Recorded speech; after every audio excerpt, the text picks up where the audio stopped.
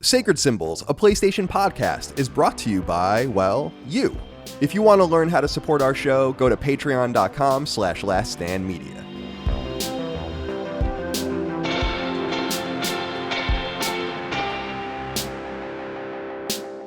Greetings and salutations. Welcome back to Sacred Symbols, a PlayStation podcast. This is episode number 310. We're getting real close now, aren't we?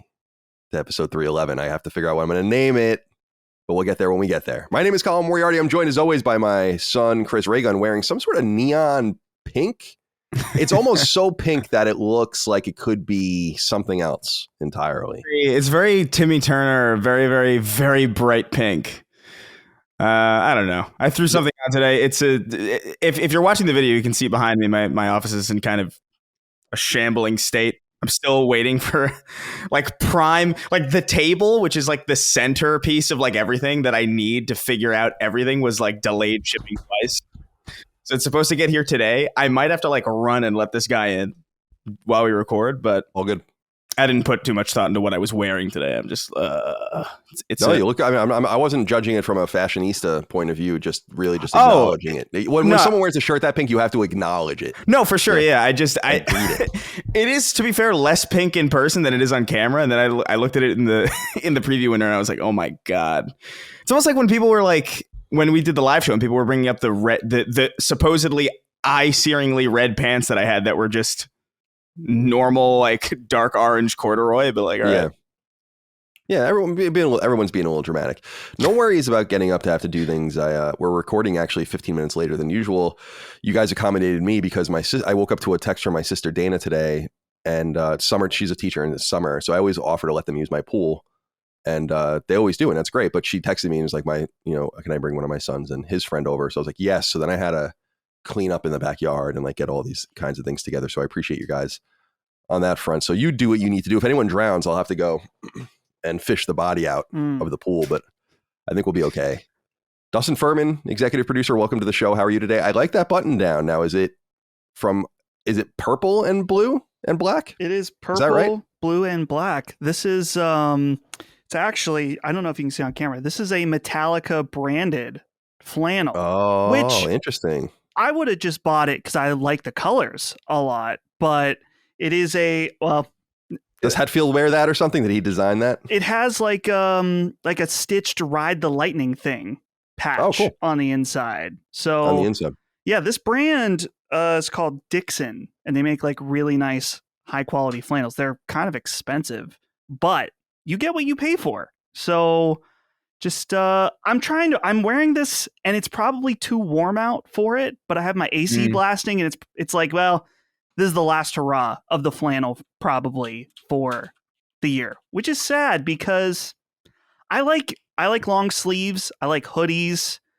I'm not really into wearing shorts, and I mean, t-shirts are fine. I wear t-shirts all the time, but it's nice to be cozy with clothes like that. So it's over though. Officially, it's June 6th. It's definitely over. Darkness imprisoning me. Oh yeah. That's the best Metallica song, dude. That like the breakdown, the bridge, like I fucking love it. It's so good. That's the classy use of the double bass pedal, when you just break it out like that. That's fucking sick. That's on And Justice for All. Yes. Yeah. Mediocre bass playing in that album. That's the controversy there. You're lucky you can even hear the bass in some of these songs. That's the bigger thing, is that like they feel like, what was the original? They used to there was two other bassists, right? And one founded Megadeth, right? No, I don't think he was the bass player. That's we have to look that up. I can't remember his name. And then they had the other one who was replaced by like the Native American guy, right? Jason Newsted.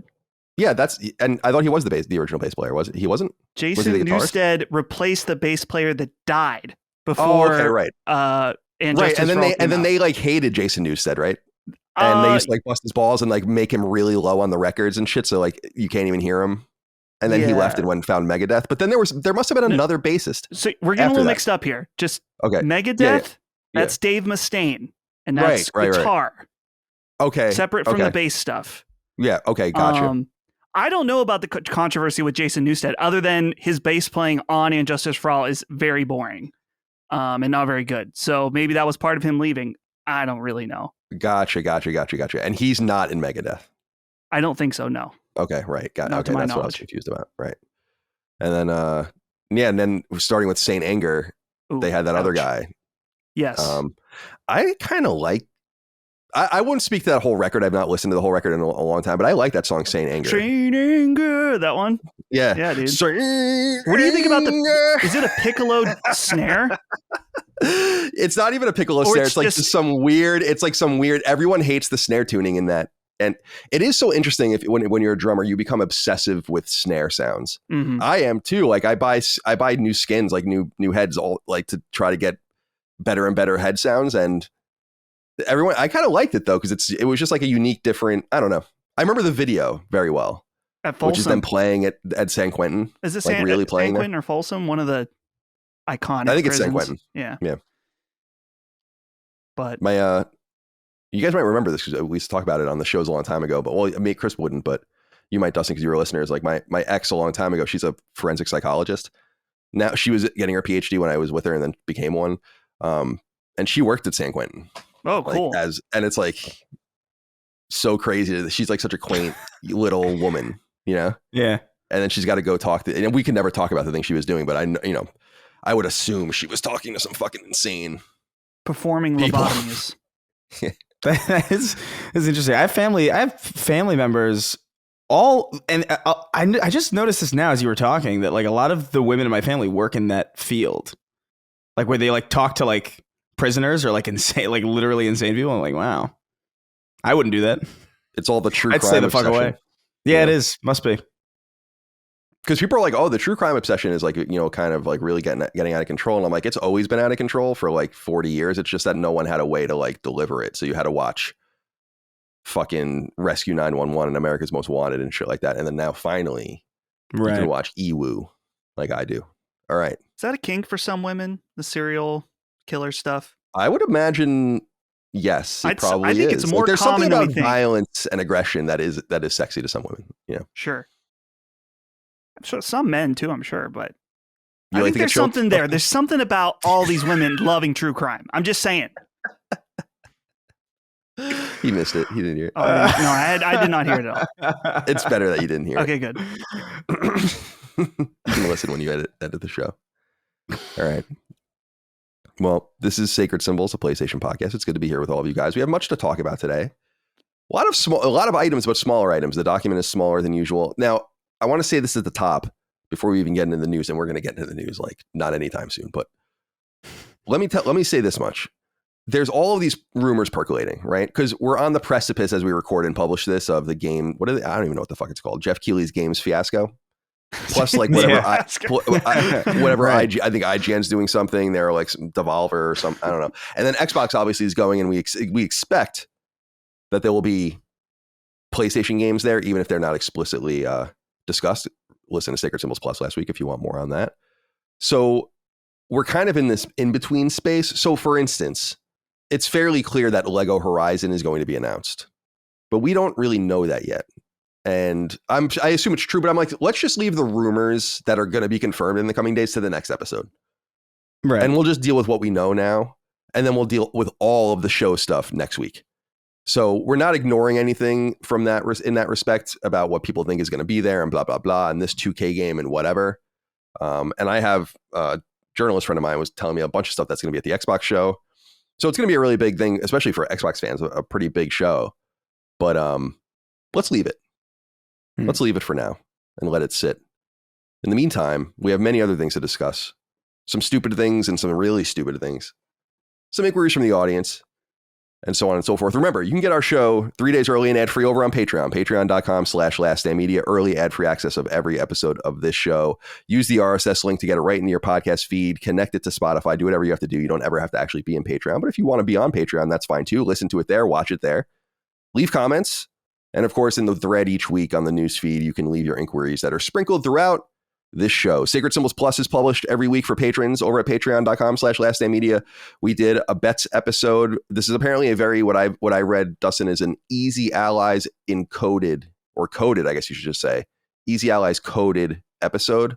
I'll be interested to see what people think of that. Of course, Brad comes from Easy Allies and he helped us host that. So that'll be fun. I just sat down with Brad and Gene and did a 2+ hour discussion about Castlevania and why we yearn for it. I called it the Castlevania Conference, and that will be going live soon. A couple of mailbags up, Stellar Blade discussion, Final Fantasy VII Rebirth discussion, Ken Levine interview, so on and so forth. Check us out over on Sacred Symbols Plus, patreon.com/laststandmedia merch, laststandmedia.store. Stickers, shirts, sweatshirts, hats, posters. That's pretty much it. But there's a lot of it. Go check it out. And leave us nice reviews on podcast services. Follow us where you'd like. We're on YouTube if you listen. And if you are on YouTube and don't want to watch, we're on podcast services. All right. I feel a little bit out of my mind today. I don't know why. I'm tired. You can see it in my face. I'm never very handsome and good looking, obviously, but I feel like the bags under my eyes are more pronounced than perhaps ever because I've been obsessed with System Shock Remake, and we'll talk about that later. Awesemo55 wrote in.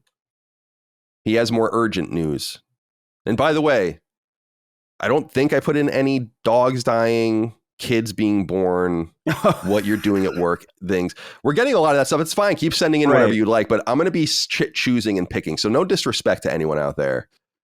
Right. I can't, I'm like really, especially now that I'm like off Ativan and stuff like that, I'm really on the line here. You know, like I can't be too mixed up. And I can feel things again, I guess is what I'm saying. I can't be too mixed up in like the... Yeah, you gotta protect your peace, man.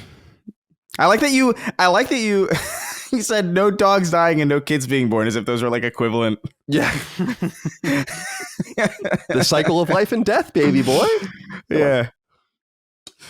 Oh, but I knew I was getting upset. Like I know I'm becoming more in tune with the middle feelings again, as opposed to just and getting a little more high and low. Right. Where I was on Twitter yesterday and I just was scrolling through and there was like a video of a guy who was like had this confrontation with this other guy and shot his dog or whatever. No. And I saw the dog just laying on the ground, presumably dead. And I was like, I can't. I'd actually, and then immediately, I was like, I would rather see a dead person. Not that I would want the person to die, but if you're showing me one or the other, right. Show me the dead person. Yeah, like 10 out of 10 times, show me the fucking footage from a war zone before you show me the dead dog, please. Yeah, you know? Yeah, I get Rest that. in peace, little dog. I understand that. That makes sense to me. The Twitter is like full of stuff like that, though. I don't know what I feel like. I don't know. Tell me if this is just me kind of being out of my mind, but I really feel like we've just kind of completely dropped any, even just the veiled fake, like the vaguest hint of trying to keep things, reasonably even keeled on the internet. Yeah. You know what I mean? Like, I feel like yes. they're not even really trying anymore. It's just like, okay, here's porn. Here's a guy dying. Here's a dog exploding. Here's five pit bulls eating a man at an intersection in some random street. And it's like, okay, very cool. I'm glad. I feel like I feel like I used to have to seek this stuff out. Right. You know what I mean? Or you have to go to Live Leak or something, Right. Or it would like be sent to me in like a link or like it would I would have to be in the place where that was, and now the place where that was is just everywhere now. Dude, and yeah. Instagram Reels, I was watching one and the account was like something like daily shootings or something. And I watched one of them because I was intrigued. And then the next day I was flipping through the Reels again and this same channel comes up. I'm like, no. So I quickly went by. I'm like, I can't. The internet already enough is so crushing. I can't be being fed videos of people dying just from Instagram. I have to say, these executives or these algorithm scientists or whatever who have the nerve to like to put a yellow $sign on my video for saying fuck in the first 3 minutes while also like algorithmically pushing people dying to my feeds is fucking crazy. Mm-hmm. Totally. That is complete. At least if you're going to just drop the veil of trying to keep things reasonably, sane. Why hit me? What the fuck? Yeah, it's fucking crazy, dude.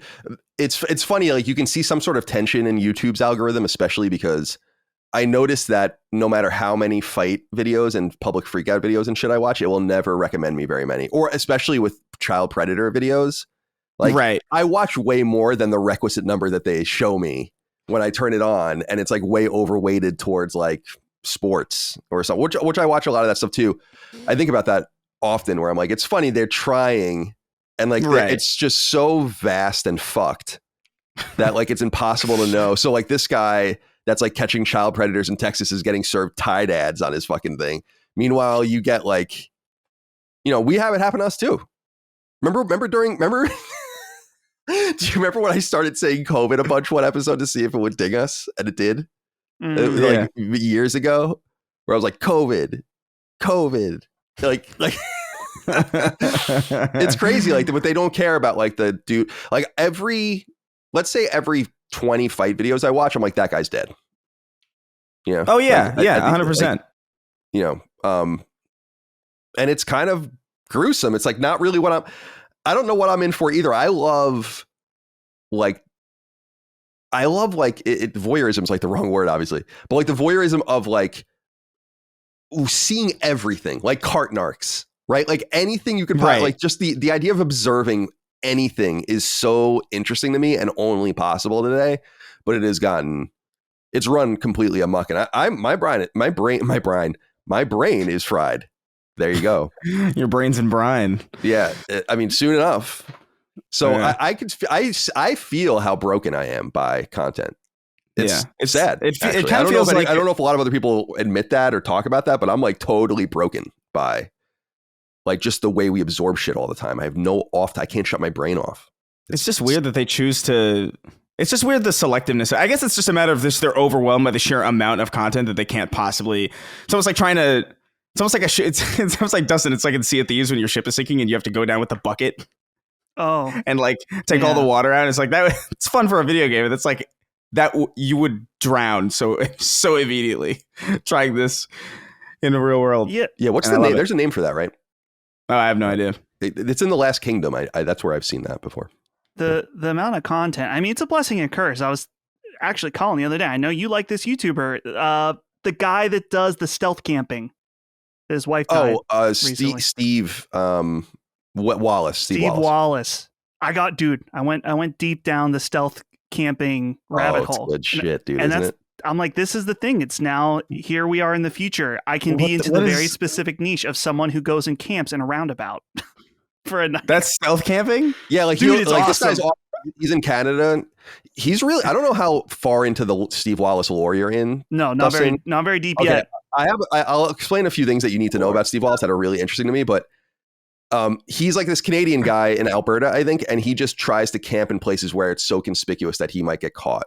Like, and he's not supposed to be there. So it'll be like behind a sign on a highway or like in like the little wood strip between like two highways or whatever and stuff like that. And he like cooks real meals and like does all this crazy shit, like basically kind of flagrant about it. It's pretty interesting. But the two things you need to know about, so I watched a lot of Steve Wallace, and he's a very tragic and sad figure, dude. I know about his wife dying, but yeah, his wife died, and then so there were two people in his life. His neighbor, who he called Crazy Neighbor. Crazy Neighbor, that's right, yeah. And his wife, and as I understand, Crazy Neighbor died too. Mm-hmm. And so it's like this guy just like his like, and it's real, and you can like he puts videos up about it sometimes. Really sad situation, but shout out to him. He's awesome. Hunker down. That's his thing. Hunker down. That's right. Yeah. All right. Shout out to YouTube. It is wonderful. I watch so much YouTube that it's insane, actually. I don't even need anything else, really. Until sports come back, like the ones I want to watch, I'll be on YouTube. All right. Let's see here. Awesome055 wrote in. Said, hi, CDC. This inquiry is for Dustin. On the last episode, Dustin mentioned that he's not telling his relatives the name of his son because it might make them say, I assume this is because the baby's name is unique, in quotes. I have a unique name. It's Jarek, Jarek, and it has been irritating my entire life. Introductions are impossible unless I'm wearing a name tag. It is hard for people to spell. Nobody has ever heard of my name. Dustin, I implore you, please bless your son with a normal name. Having a unique name leads to hardship. Thanks. We've given you the name Chris Colin Dustin Furman. Yeah. Mm-hmm. Chris Colin Dustin Herman Furman. which is somehow, that's like it really is a compound of normal to the point where it's insane. Yeah. Yeah. Yeah, I think that would be against his advice, really. But so here's the thing about Jarek's thing. He says, I assume this is because the baby's name is unique. Your assumption? Wrong. Dead wrong. It's mainly just because I know my family well. And you could say something like, Wrong.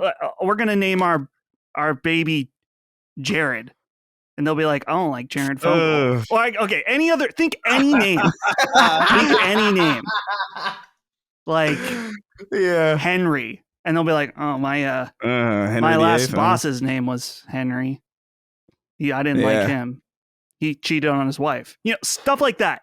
It doesn't matter. It does not matter at all. I love my family very much, but That's interesting. I just know it's possible one of them could be a little judgy. They don't like the name. Is it a unique name? No. Kind of. It's kind of, I would put it in the realm of Holly and I's names that you've heard Dustin's before, but maybe you know 2 in your life or 3. Mm-hmm. I only know of 2 Hollies in my life. So I would put this name in the same category. It's a name you have 100% heard before.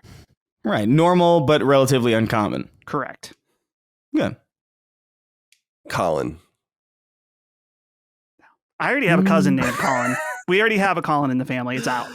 Dude, that's so funny you say that because so my sister's name is my other sister's name is Allie, A-L-I. That's her full name. It's not short for anything. And actually, it's funny because after 9/11, she would get taken aside in screening at the airports all the time because it came up as Ali. Uh-oh. Which we realized. I was like, Oh wow, my God. you guys are profiling like that? That's pretty crazy. Like without fail, she would get taken out for like years. So we have our mom's sisters are twins and they both have kids. And one of them had a daughter. Now, my sister Allie is named after my mom's dad, who was Alessandro, Italian, obviously. And so they called him Allie. And that's where my sister's name came from. And then my aunt Joni named her younger daughter Allie, A-L-L-Y. And everyone's like, like what have you done? And now it's like you don't know who the fuck you're talking about. Yeah. Totally insane. It's like we already had an Allie. No offense. My cousin Allie is a great woman. But we already had one. Think about all the different names you could have named them. But I'll allow another Colin. What's most important to me, no October births. That's my month. Sure. Me and my dad. No one's allowed in there. Stay out. I have a thing against, and this happens, 2 names of the same letter for siblings. For example, Holly. Her sister's name, Heidi. Holly and Heidi.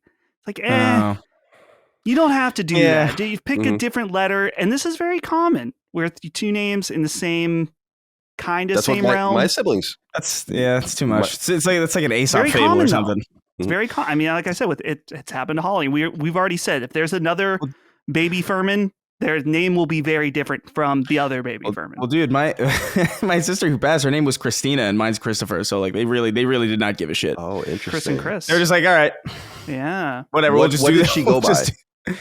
It was Christina, and I had the shorthand because Chris is not very, or at least at that time, I don't think it was common for like girls. I think it would be like Chrissy maybe. Yeah, but definitely. She didn't like that, so yeah. Yeah, she liked the full name. I can respect that. It's funny, man. Like my parents, I think about that sometimes too. My parents started to go down that road because my brother Dagan was born in late 73 and my sister Dana was born in like the middle of 75. So they're really close to each other. And their names are Dagan and Dana. Yep, there it is. And you could tell that they were going down that road and then they just veered way off. You could have been Dolan.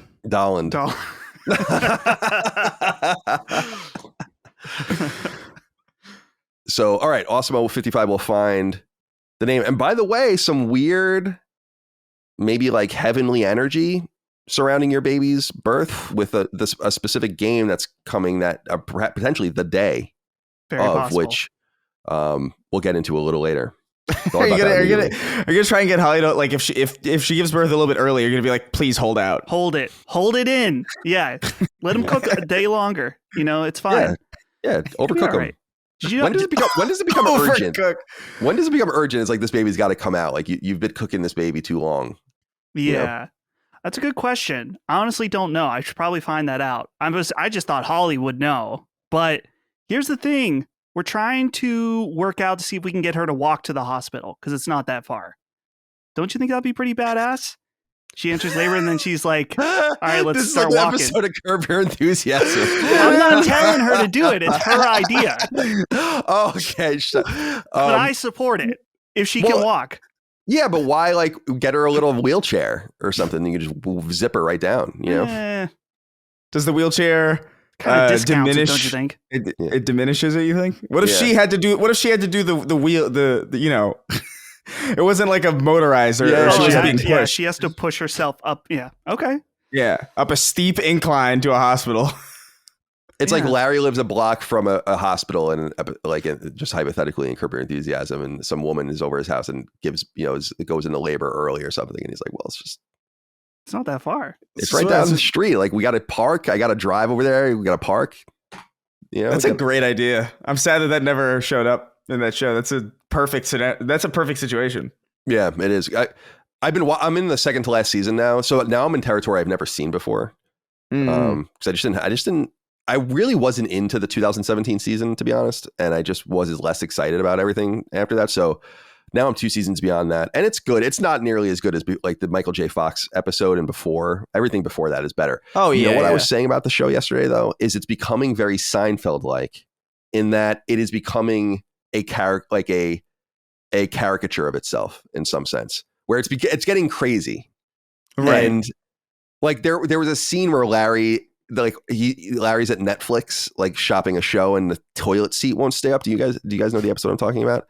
And there's like a really funny comedic scene where he's like trying to pee, and Mike is like, why wouldn't you just put the seat down and like wipe it or whatever? He's like hanging and like standing on it and like trying to pee and like contorting himself. And I'm like, it's getting so silly. It reminds me of some of my favorite episodes of Seinfeld, actually, like the oil bladder episode is probably my favorite, like when Kramer has an intern and shit. Like it just gets totally, or like the Merv Griffin set and like all the insanity that starts happening. It's very funny that's happening to the show, in my opinion, where they're almost like, it's not that they're out of real world things, it's just that they've satiated that, like they've gone back to the well on things that they did on Seinfeld many times. And I also find that Larry's delivery a lot of times, it sounds like Jerry and also sounds like Steinbrenner from Seinfeld, which is funny, like his screaming, yelling voice. So it gets pretty wacky. There's a season with I think it's is it Carol Burnett?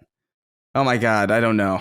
I don't remember exactly who. It's like one of those like big time comedic actresses from like a long time ago, but I might be getting the name mixed up. Where when she's in it, that season's so much fun because it gets cartoonishly ridiculous in a way that I think is fun. Like you've satiated as much small stories as you can, and quite frankly, you can't have a small story with Larry David he's the creator of Seinfeld in the show, right? Like he's not gonna have like a relatable existence to anybody. So you might as well just go crazy with it. I'm obsessed with this idea. I've said this on Knockback in the past, so forgive me for those that listen to that show, but it's like there's something about the grounded reality of early to mid Curb Your Enthusiasm where Larry actually is the victim of circumstances pretty much all the time. Like very rarely in the show is it like, oh, you can't understand that, or it's like there's not something rooted in it. I always think about him cutting the doll's hair, the Girl Scout having her period at his house, like all sorts of crazy shit's happening to him, and he's like just doing the best he can. And now it really is just like him trying to cast this taco shop owner's daughter in his show because because the guy's sister died in his pool when she was trying to rob his house. It's like, what is going on here? It's like it's funny, but it's different. It's very out of pocket, but it's fun anyway.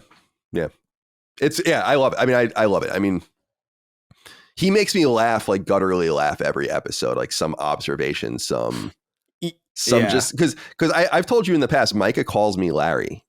Yeah. Like when I say something out of pocket, like you're saying, or something like weird like that, like she's like, all right, Larry. And so it's funny as we watch it, and she's like, dude, that's like something so insane that you would do or whatever. You know what it is? It almost comes across. But I'm not nearly as smart or as rich. So it's unfortunate. It almost comes across as like he's been the victim of circumstance for so long that he's just like, well, fuck this. I'm just going to be a villain now. Yeah, it's true. That's fun. It's true. Yeah, I love that. I love the recurring characters, and it's like funny. They're back at Takahashi's like club. Yeah. Mocha Joe comes back, which I thought was really weird. But whatever. Just wait. Yeah, I think I have. It's like 17 more episodes or something total. So. I'm watching like 2 or 3 a night. I'll play System Shock Remake until like 2 a.m, and then we'll pop that on while I have my midnight snack. That's an insane cadence of entertainment to involve yourself. It's like, I'm going to play System Shock for 5 hours and then watch 3 episodes of Curve and go to sleep. Yeah. The whiplash of that is insane. Otto Chops wrote in and said, hello, Sacred Symbols, longtime listener, first time Patreon here with some LSM bait. After months of deliberation, much to the chagrin of my 6-year-old son and 10-year-old daughter, we finally purchased, yes, Chris purchased, a new puppy, and he is our first pet as a family. He is an American Bulldog / standard poodle mix, and he is, I believe it or not, the goodest boy. You can thank Dustin and the Dakester for his name, Dusty. The first time I heard Dagan call Dustin Dust, my heart melted, and I knew one day I'd have a Dust of my own. So thank you, Dagan and the Sacred Crew, and from Dusty, woof. A dog's been named after you. What a great honor. This has happened before, right? Yeah, I think there was maybe like a series of dogs. Yeah, there are others. Yeah. That's good. I like that. Now, Dusty was a nickname assigned to me occasionally when I was just a wee little Dusty, but not so much anymore. But that's okay. Dusty, it's fine. It's fun. So it's a nice name for a dog too, I would say. So I'm happy to hear that and enjoy the first year owning a dog, the first few months even. Very special time. Enjoy it. Even though puppies are insanely annoying, you're going to get to the point that you kind of just wish that they could just be normal, and fend for themselves a little bit. But I was just thinking it was Frisk's birthday just a few days ago. She's 6 years old now. I was looking at pictures of her when she was a puppy. I was like, damn, did not feel like it was that long ago. So no, keep that in mind. 6 years young. 6 years young. Yeah, we were talking about, what were we talking about? Because we were remarking about how it was Frisk's birthday the other day when we were walking. Oh yeah, about how Portillo, Greg Miller's dog, who lived forever. That dog was alive for so long that Greg got him like a year before we met. And then he died like 4 years after I left Kind of Funny or something like that. That's like an insane pocket.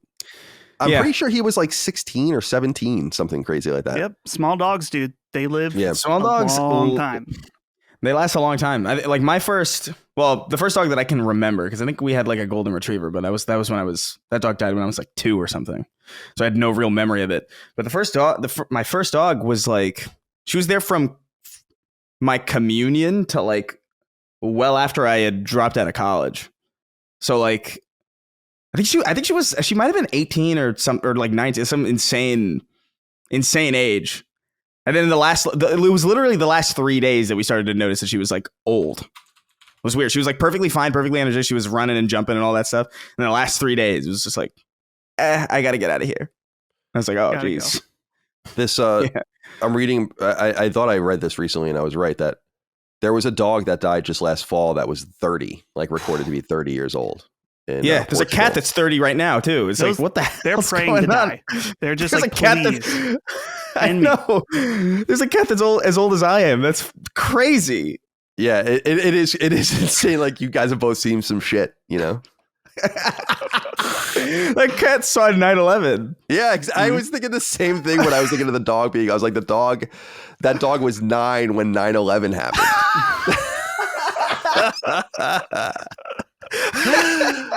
All right. Let's see here. James Gormley wrote in and said, hey boys, just when we thought Colin's nighttime antics couldn't get any more depraved, last week he told us he spends his nights grinding on a body pillow. How far does this man's perversion go? Thanks for all you do and don't stop edging. I didn't say that. You guys are just making things up. I didn't say I was grinding on a body pillow. Well, you said Christ. you said what you.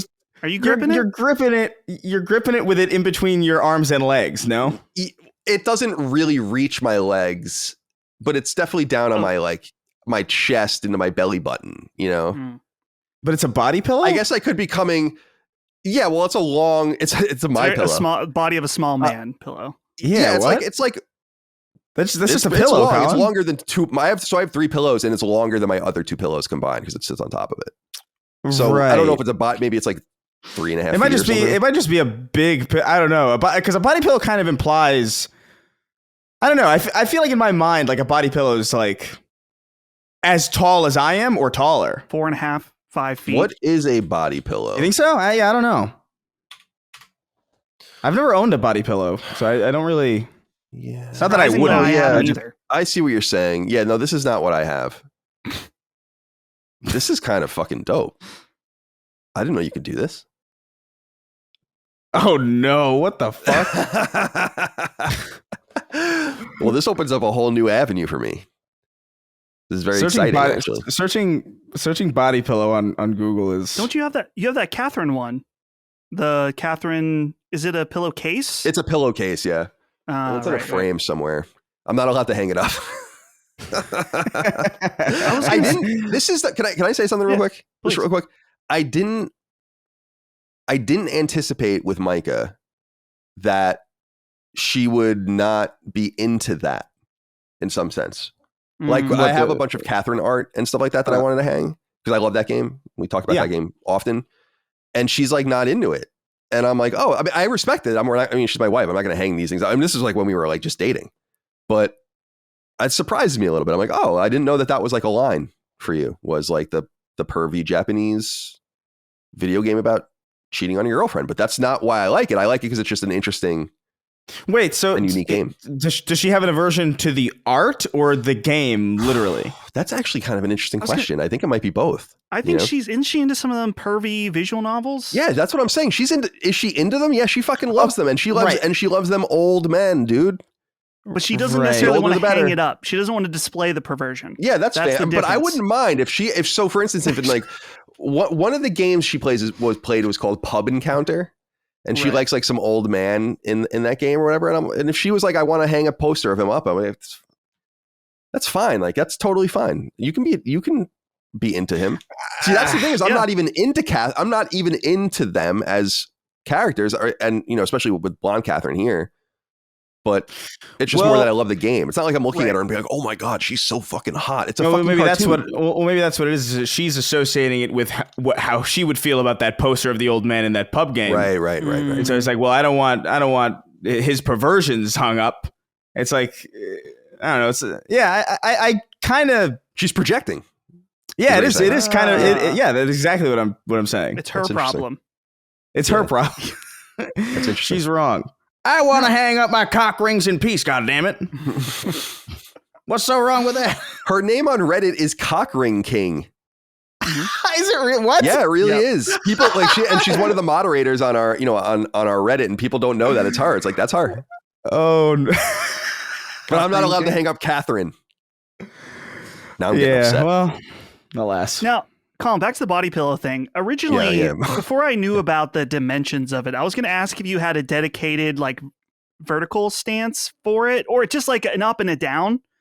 Because I was thinking, if you're Winnie the Poohing this, you're kind of soiling and seasoning one side of the pillow. Yeah, no, and you don't want to flip it over, and then your previous night's ball sweat is then in your face. Yeah, totally. Because I'm seeing I'm on what is a body pillow on Google, and then I'm in the images. And most of what I'm seeing here is not what I have. Although every few images is what I'm talking about, which is just a long, extra long pillow.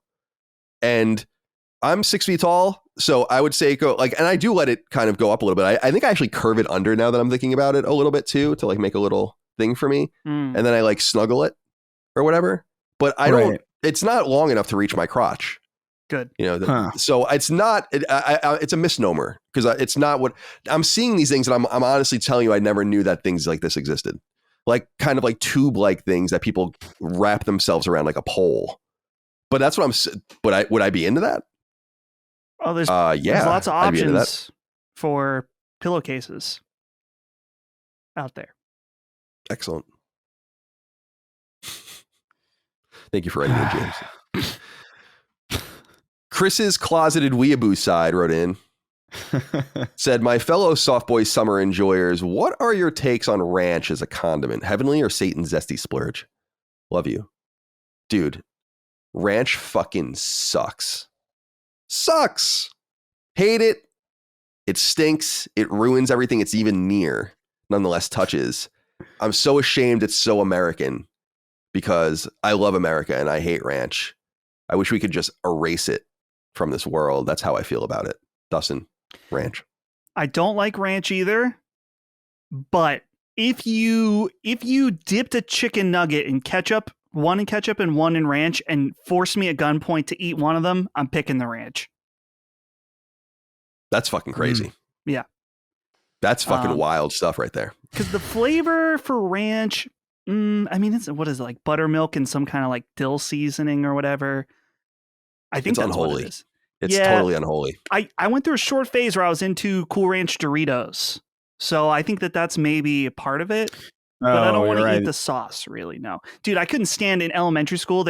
You have like the pizza day, and they'd have the cups of ranch. These kids were just inhaling ranch. Like the pizza was merely a delivery system for ranch. The idea of that even being like, pizza day, and then there's cups of ranch. Pizza and ranch I've never day. experienced that. Oh, never really? in my life. That's not because what I've seen pizzas where people. There was a pizza place around where, not where I grew up, but where my parents lived when we were older, where they would do like chicken bacon ranch pizzas. Sure. And I remember being like, you're getting a little too flagrant with this, but like, fine. It was fine. But are we all, I guess, in unanimous agreement about ranch then? Yeah, because I was anticipating maybe a bit of a debate, but no. Yeah, I hate ranch. There is no debate. This is the Death Stranding of condiments. What? Where we all agree. We all agree. Oh, okay. Death Stranding, Red Dead. I was about to say, it's like, I don't know, because the Death Stranding of condiments implies that it's really, really good, but a little misunderstood. Yeah, that's true. From my perspective, that perspective makes a lot more sense than what I just said. I was thinking more of just like, our unanimity. Oh, unanimity. Why can I say it? Unanimity. Unanimity. Rough. That's a hard word to say. Unanimity. Yeah, it's unnecessary, really. Yeah. You know? Jeez. Yeah, fuck ranch. And that word. Snooter wrote in and said sock, shoe, or sock, shoe.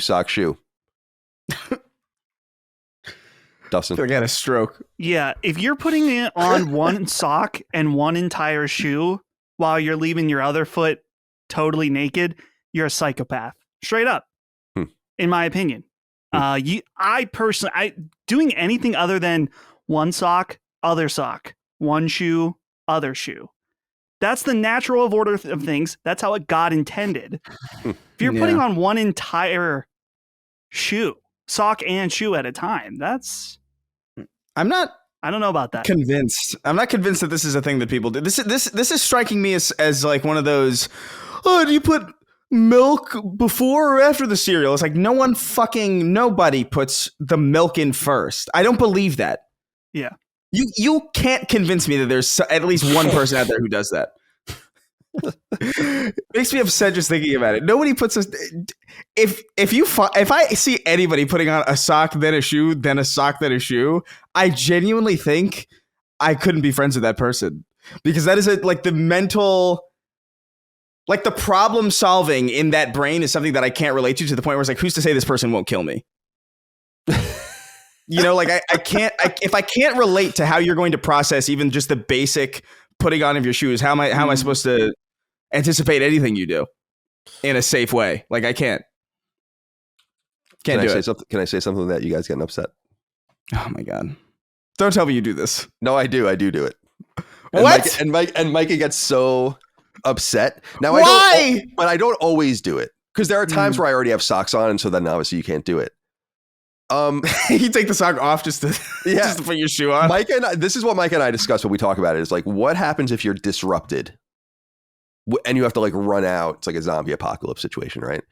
And would you rather have 2 socks or a shoe?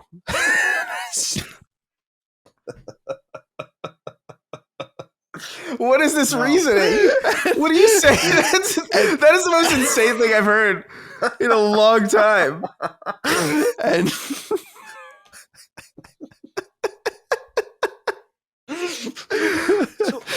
and I was saying that you kind of end up in the same space regardless of if you do sock shoe, because there's only going to be a small section of it that's different.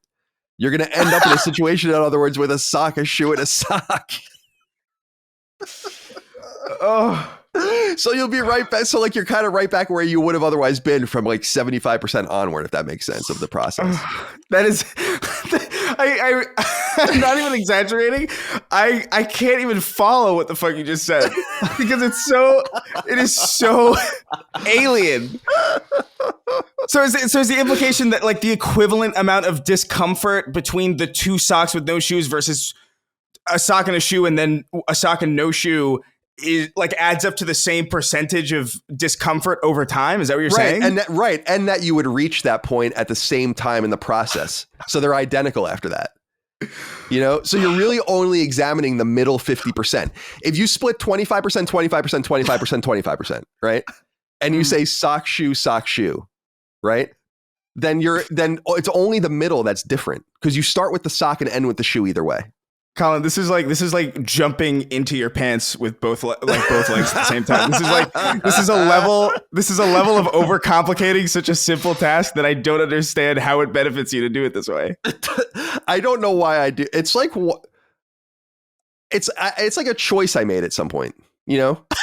Yeah. Do you guys notice? I don't know if you've ever observed how I write A's and H's, like up, where I think I've like on checks and stuff. Yeah, I'll see if I'll make it. You've only ever signed, so like I don't know if I've ever like seen you like write normal, or do you like do you do cursive by default or no? I can't even write in cursive anymore. I grew up learning cursive, but I don't even really can't do it anymore. I write my A's here. I'm writing them down. My A's and my H's look like this in uppercase. Oh, they're slanted. And I made a choice to just write them like that a long time ago and then never stopped. And now I don't know why it is, but that's the way every like uppercase A and H. And the sock shoe thing is just as cognizant a choice. You know? Right. But it's 50 times more insane than that.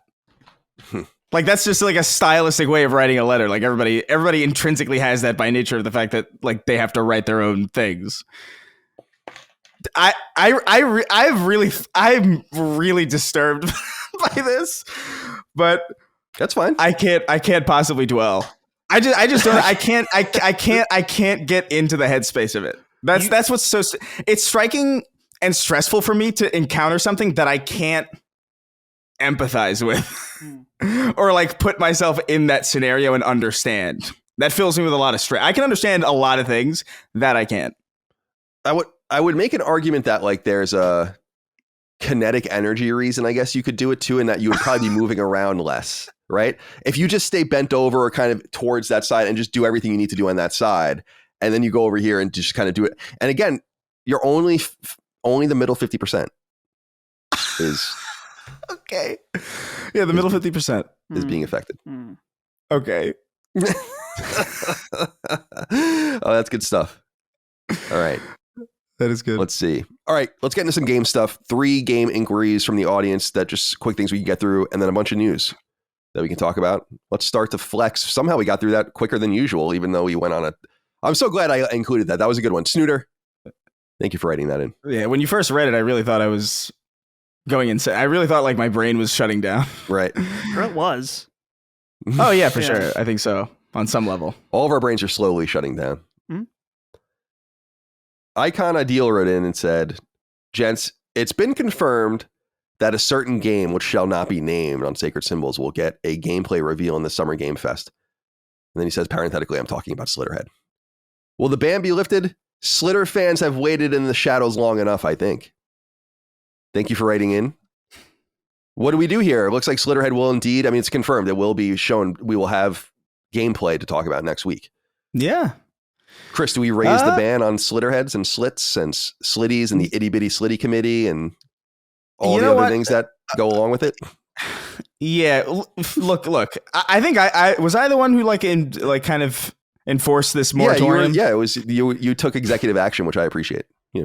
Okay, you know what? I'm gonna lift it only because now it's relevant. My issue was that we were hearing this thing for so long, and then it just never showed up. And it was also like kind of like what are we freely promoting this thing every single episode, right?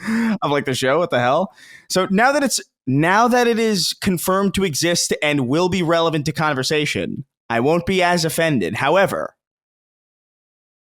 be reasonable with. Don't fill your things with slitties, slit McGee. Like keep it brief. Be professional out there. Yeah, be professional with your use. Next week it's gonna be like, what's up, you dripping, slopping, disgusting, pulsing slit masters of Slitterton. Yeah. It's exactly. I mean, we maybe could just say like, let it all out. Your most disgusting slits next week.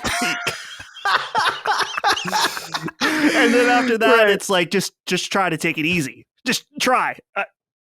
I know it's hard. Yeah. Next week is begging. Next week's episode is begging to be named Itty Bitty Slitty Committee. I hate that.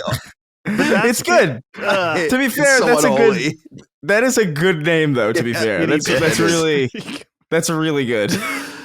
We'll see. Especially if it turns out to be, especially if it turns out to be great. Like if it turns out to be like the game of show, like it turns out to be like, whoa. I have my doubts. We'll see. The ban has been lifted, and be reasonable, be professional, be adults.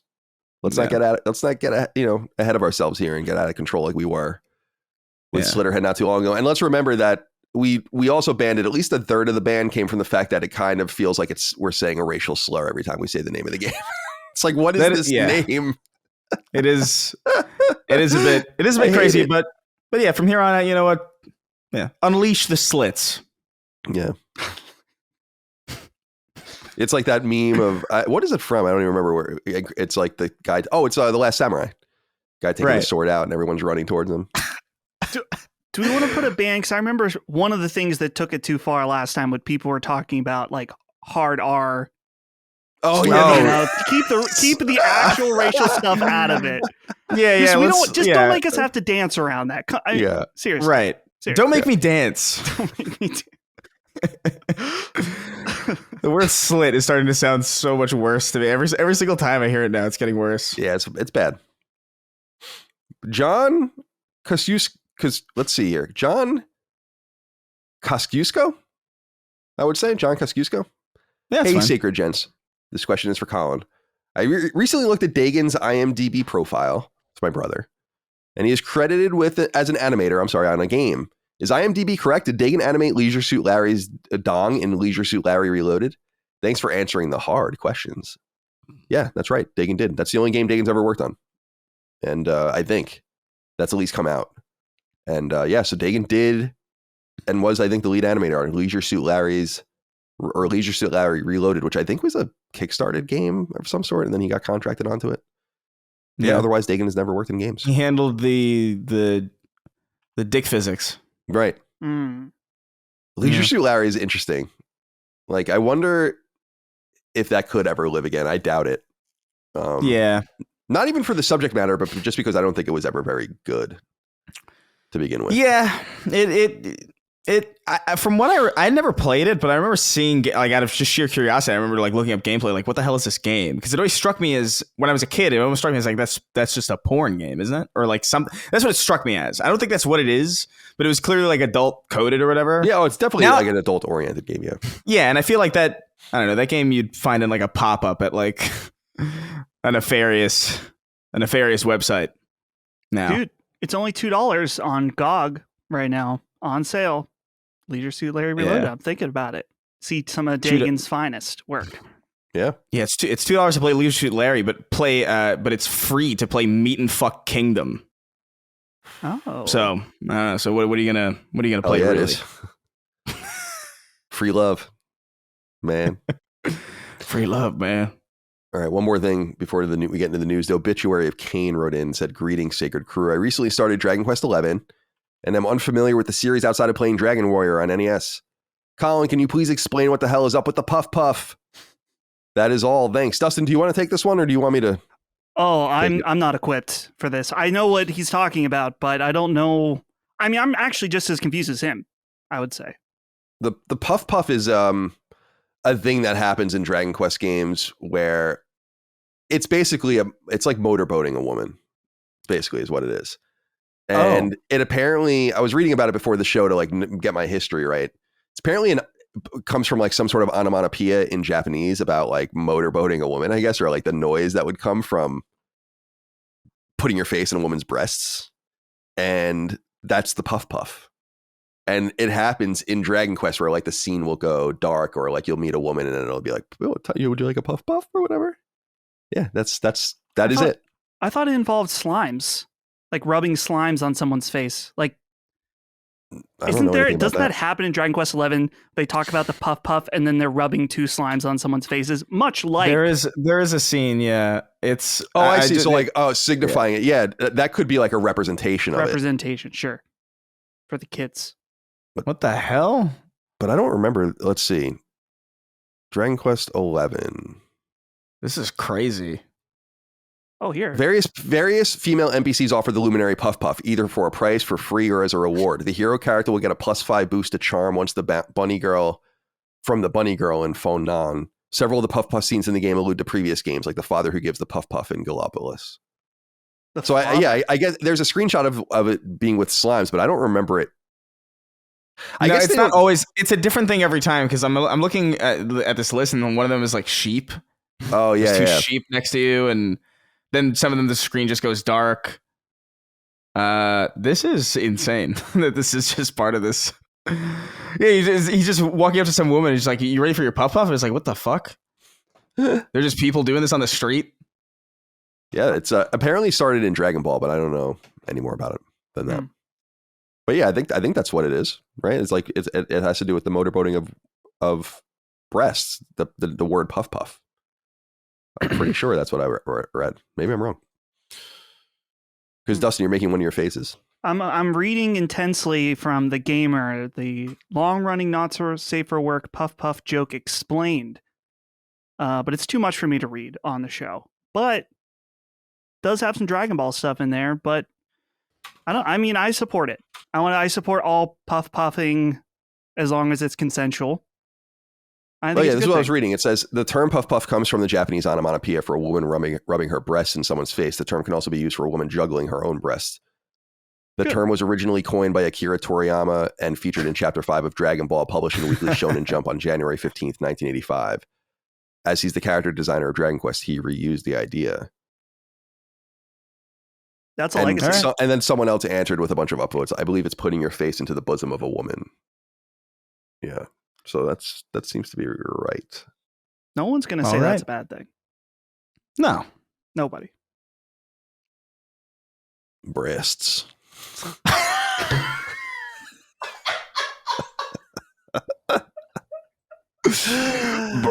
That sounded like man came out. Yeah, that was. That almost sounded like Wilfred Brimley to me. What is it? The diabetes guy? Yeah, diabetes. Breasts. Show me your fat breasts. Oh God. Oh man. All right. Let's get into the news. And we start here with news of the 1997/1998 PS1 release Tomba from Whoopee Camp, published by Sony back in the day.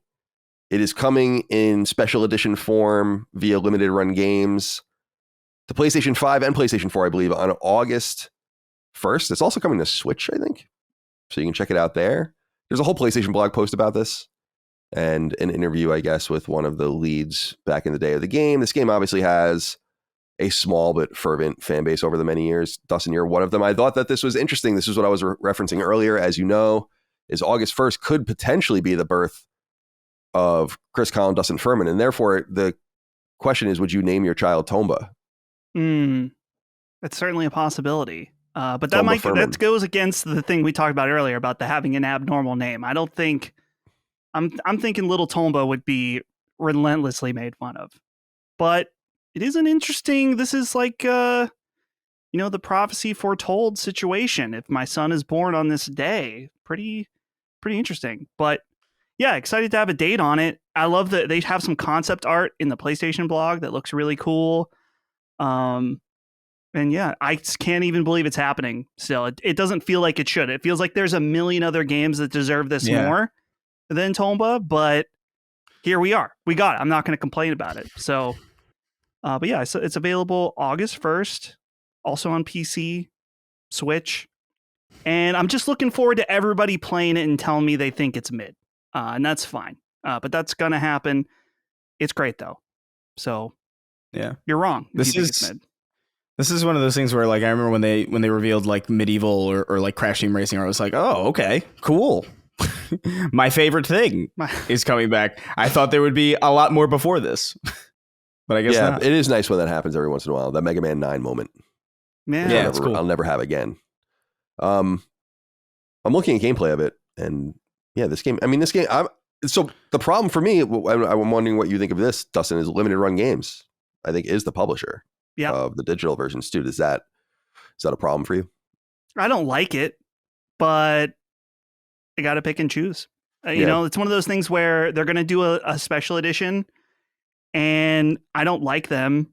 There's been other times that I've resisted buying stuff from them, specifically Persona special editions when they did Persona 4 and stuff. But I'm going to buy the special edition because I don't know. You could argue that I have no backbone in that way, but it's like, dude, this is so specifically there are like 3 pieces of Tomba merchandise in existence. And I own one of them already. It's so specifically tailored for me. It's like I'm gonna do it. So it's unfortunate when something you love is just tied to something that you can't stand. This is your Imagine Dragons playing the Bastion soundtrack moment. Oh, you know. Well, this does, dude. I just saw Metal Slug Tactics finally got that release date, right? Or the release window. So that's kind of a similar situation for you because I know you've been excited, but it's like, yeah, I can't. Limited Run isn't like that's different. Yeah, it's Limited Run isn't like murdering people. They're not like this Hitlerian force. Yeah, the SNK situation is definitely worse. Yeah. Yeah, so I don't know. I think Metal Slug Tactic looks fucking cool, and I love Metal Slug, and it really fucking bothers me, but whatever. You know, there's a ton there's so much else to play anyway, so it's not necessarily a huge loss, but like it is unfortunate. Yeah, I think that's why I never hold a gun to anyone's head personally with like what the choices, like the economic choices you're making. We're all going to like have to flex in and out of our own specific rule sets as things are determined. Because like I agree that I'm not really a limited run customer anyway with their physical stuff. I bought the Castlevania stuff that they released, and that was before what they did to Kara, friend of the show. And so I've not had to make a choice since then. But the reality is if there was like a Mega Man thing or something I really loved, ActRaiser or some crazy thing over there that I loved, it's Castlevania. like, well, Castlevania, right? Another Castlevania thing, which would be awesome because there's many more games to get into. I would probably buy it, you know, because it sucks. I mean, but I do also know that I've altered my behavior based on a lot of about the way I feel about companies quite extensively. And a lot of these companies have not gotten nearly the amount of money they would have gotten out of me. And I guess you can kind of make that argument too, but I'm just not that interested in I'm interested in bringing these things up and hopefully like having better choices made at the top so that these choices don't have to be made at the bottom. And it bothers me that limited run games it's like they kind of got away with what they did to her. She didn't do anything. It's kind of like a really shitty thing. And that's a tough job to lose probably because that's a big company and they're not going anywhere. And I feel for her. So it's like, yeah, I want to be like kind of stand in solidarity with that as well. But when the same time these publishers work to kind of isolate getting these games, and now that they're in digital publishing, it's like going to be harder to avoid them. And the SNK thing is the same thing. I'm not going to like be mad at anyone if they buy Metal Slug. It's like, do what you got to do. my whole thing with these games, and maybe if you're patient enough, you could follow the same track, is to just wait as long as possible until like things are really cheap, and then at least give them as little as possible. But I don't know. That's like kind of picking and choosing as you'd like, which I think is totally fine. But Tomba, Chris, any interest in playing Tomba when it comes to PS5? August 1st. It says a PS4 version will be later without a date. Yeah, no, for sure. I think I love the PS1 and that entire catalog and the style of game that came out.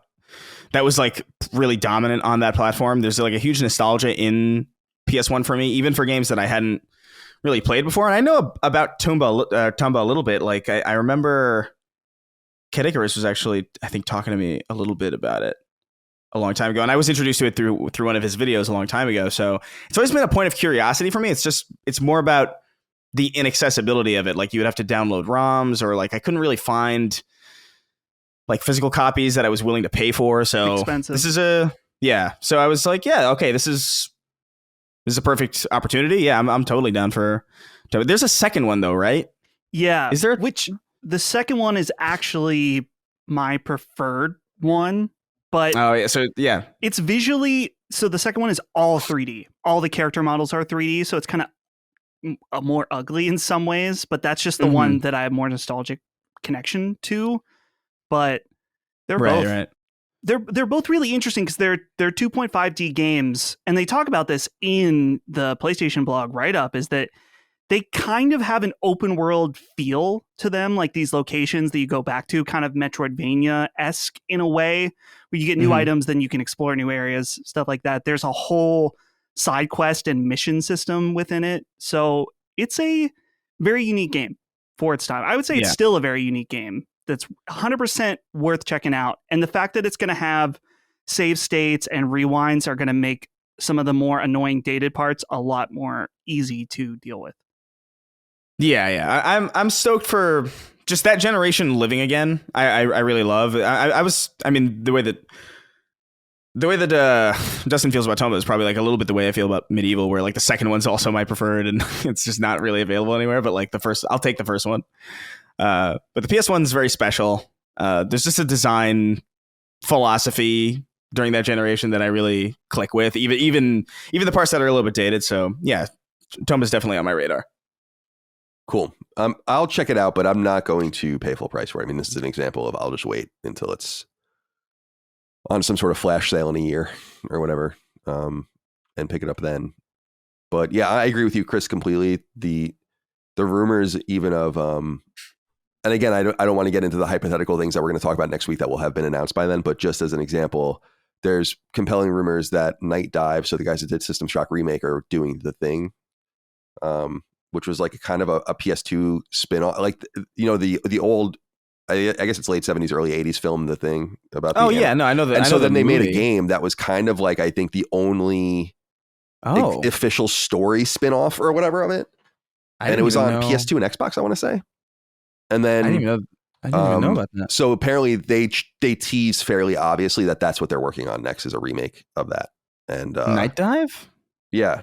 So wow. So it's just cool. And dude, I was looking through because I was on with Jason Polanski recently on Summon Sign. He's the executive producer of Atari. And we were talking about Night Dive and going through their games, and it's like, damn, they're like getting a lot of shit out like very quietly that I'm like, I gotta play this. Like, go back. All the Turok games, a bunch of the obscure Dune games, stuff like Dark Forces as well, and Star Wars world from the 90s. Like, there's a lot of all these games are coming back and are playable with trophies at high frame rates and like really nice resolutions. It's fucking dope.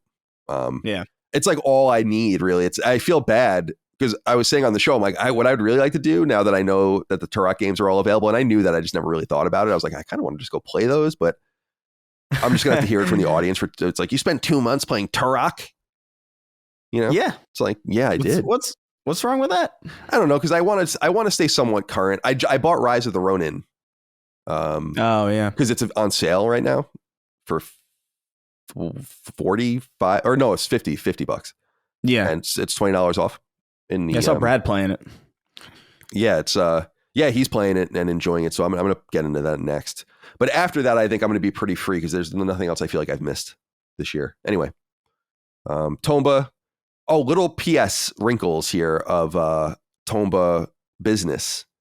I was like, so Sony published these games, and I was wondering what the ownership situation of it is. And actually, and I guess this was somewhat obvious because Tomba's been kind of bandied around a lot without Sony's blessing, but I was looking at the USPTO trademark search, and even in the 90s, Tomba was trademarked by Whoopee Camp. And the new trademarks are from 2021, and Sony has no involvement in this at all. I was wondering that because they're not putting it on Xbox, and I wonder if that's like a gentleman's agreement or just some lack of interest or whatever. I have no idea, but I thought that was weird and made me assume that Sony was somehow involved in this, but they're not. So anyway, there's that. All right, what's next? Oh, I was going to write this up originally, but I was like, it doesn't seem like anyone really gives a shit about this. PlayStation VR 2's PC dongle, the adapter, has been announced. It will be available August 7th. And there's a PlayStation blog post all about it. What's interesting about this is that it explicitly teases playing Half-Life Alyx with your PSVR 2, but not through PlayStation, obviously. You'll instead be able to access Steam's expansive library, according to the post, of thousands of VR games, including Half-Life Alyx, Fallout 4 VR, and War Thunder. So to start, it says players will need to purchase a PlayStation VR 2 PC adapter, which will be available for an estimated retail price of $60, and then your local equivalent, at select retailers and direct.playstation.com where available. Players will also need commercially available DisplayPort cables sold separately that is compatible with DisplayPort 1.4, as well as a Steam account and a PC that meets the minimum requirements. So they show, if people want to check it out, a box. It actually looks a little bit like, I don't think I have mine around. I did for a while. It looks a little bit like the PlayStation TV. Oh, or yeah. like the adapter box that came with the original PSVR. Not quite the same dimensions of either of those. It's smaller. So this is an important thing. PSVR 2 is designed, it says, from the ground up specifically for PS5. So you'll notice that some key features like HDR, headset feedback, eye tracking, adaptive triggers, and haptic feedback other than rumble are not available when playing on PC. However, other high fidelity and sensory immersion features of PSVR 2 are supported, including 4K visuals, 110-degree field of view, finger touch detection, and see-through view, as well as foveated rendering without eye tracking and 3D audio in supported games. Dustin, what do you make about do you think this is going to do anything? Does it matter? It seems like it was always kind of baked in that this was going to happen and was acknowledged a while ago as happening. So what do you think? Do you think that this will move the needle for PSVR 2? I don't see it moving the needle just because I'm curious what the demographics are, because I'd imagine that a lot of PSVR 2 owners, with its high price point and low amount of use at this point, is that it's very enthusiast based and people that are very into VR. And I would imagine a lot of them have other means, maybe not all of them, but many have other means to play VR games, whether they have a Quest 2 or a Quest 3, something like that. Maybe not, though. I will say I think the price, I think that $60 seems way too high for what you're getting. I would have really liked to see this be $29.99, maybe like half the price. And it doesn't even include a DisplayPort cable, which is for $60, they really should include a cable in there.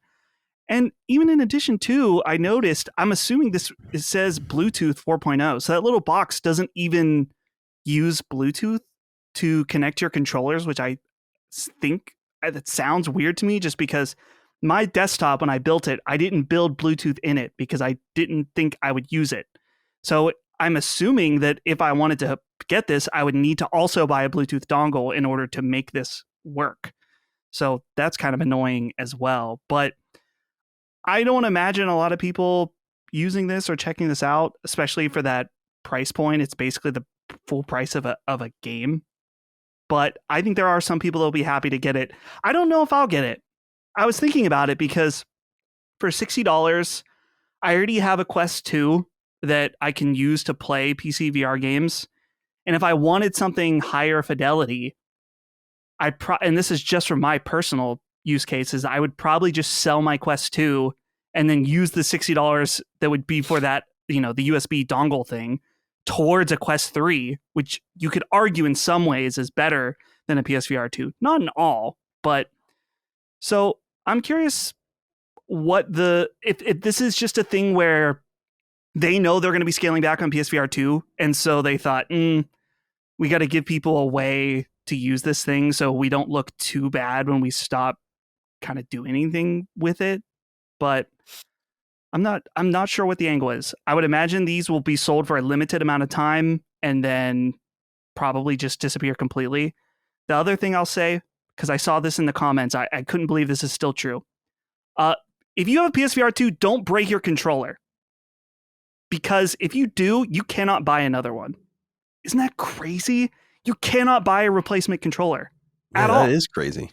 So if your controller breaks, just buy another headset. Buy a whole that's nother insane. headset. Is that I never even thought of that. I was looking into it because I saw people complaining. They're like, wow, you're going to release this. You're going to release another accessory before this thing before you even sell controllers. Why won't they do that? That's so strange. Is there like maybe... Yeah, you'd imagine that the goal would be in some way to, if your controller breaks, maybe you have to go through the company. You have to go like, okay, hey, I got to contact PlayStation, and that's like the only way to do it. Yeah, presumably they would fix it or replace it for you, but you should just be able to buy more, right? Yeah. Well, for a piece of hardware that is, not super, successful, like do you go through the trouble? Like how many controllers? Let me put it this way: how many controllers per console do you think they make? Like outside of bundles, you know what I mean? It's probably a fuck ton in comparison to the amount of like highly specialized high tech, like, tracking, and it's an expensive bit of kit. So I guess it does make sense on some level why they wouldn't necessarily do it. It's a bad idea because ultimately, people are going to break their controllers. They're going to want to be able to have easy access to a replacement without necessarily calling up Sony and, hopefully investing in a warranty or whatever. Like, I don't know what the situation would be if you broke one of those controllers. Yeah. Yeah. It's interesting because they never had to think about that with PSVR by ingesting basically a dormant technology that was already out there in the Move. They never had to experience that. So I never even really thought about that. Yeah. Dustin, you were going to say something. I'm reading what people have talked about on the PSVR subreddit. Some people are saying that they're just buying them for $180 on eBay from someone like that either maybe broke their main headset or something. Certain cases, Sony will replace them depending on what's wrong with it. But I'm trying to like in a situation where I smack my hand against a wall and totally break it. It's my fault. Will Sony, if I talk to them on chat, will they give me the option to buy one from them? I don't know. Yeah, that's crazy. I'm seeing one right now. Genuine Sony PSVR 2 right sense controller used on eBay. That's the only option. Yeah, that's wild. Yeah, because you would think. Yeah, because I think Chris is right that like it's not going to warrant this high level of sales or whatever. You would just think you would manufacture like a few thousand or something and just leave them aside and box them up crudely in some sense and just sell them on PlayStation Direct only in case people need them, just to nip that in the bud. But I wanted to say, Chris, before we go over to you, if you have any final comments on this or other comments on this, is that the DisplayPort 1.4 cable can be purchased for between what seems like $8 or $9 up to like $20-ish, depending on which one you get. And so so the piece of kit is really more like $70 or $80, to make it work on the PC. I mean, I had the first instinct that Dustin had, which is that's a steep price for what you're getting, because I look at it as like this is an adapter to connect cables to my computer through like a rectangle. Like I'm not looking at this as some kind of massive bit of kit, and so 60 seems steep, especially without the cable necessary to run it.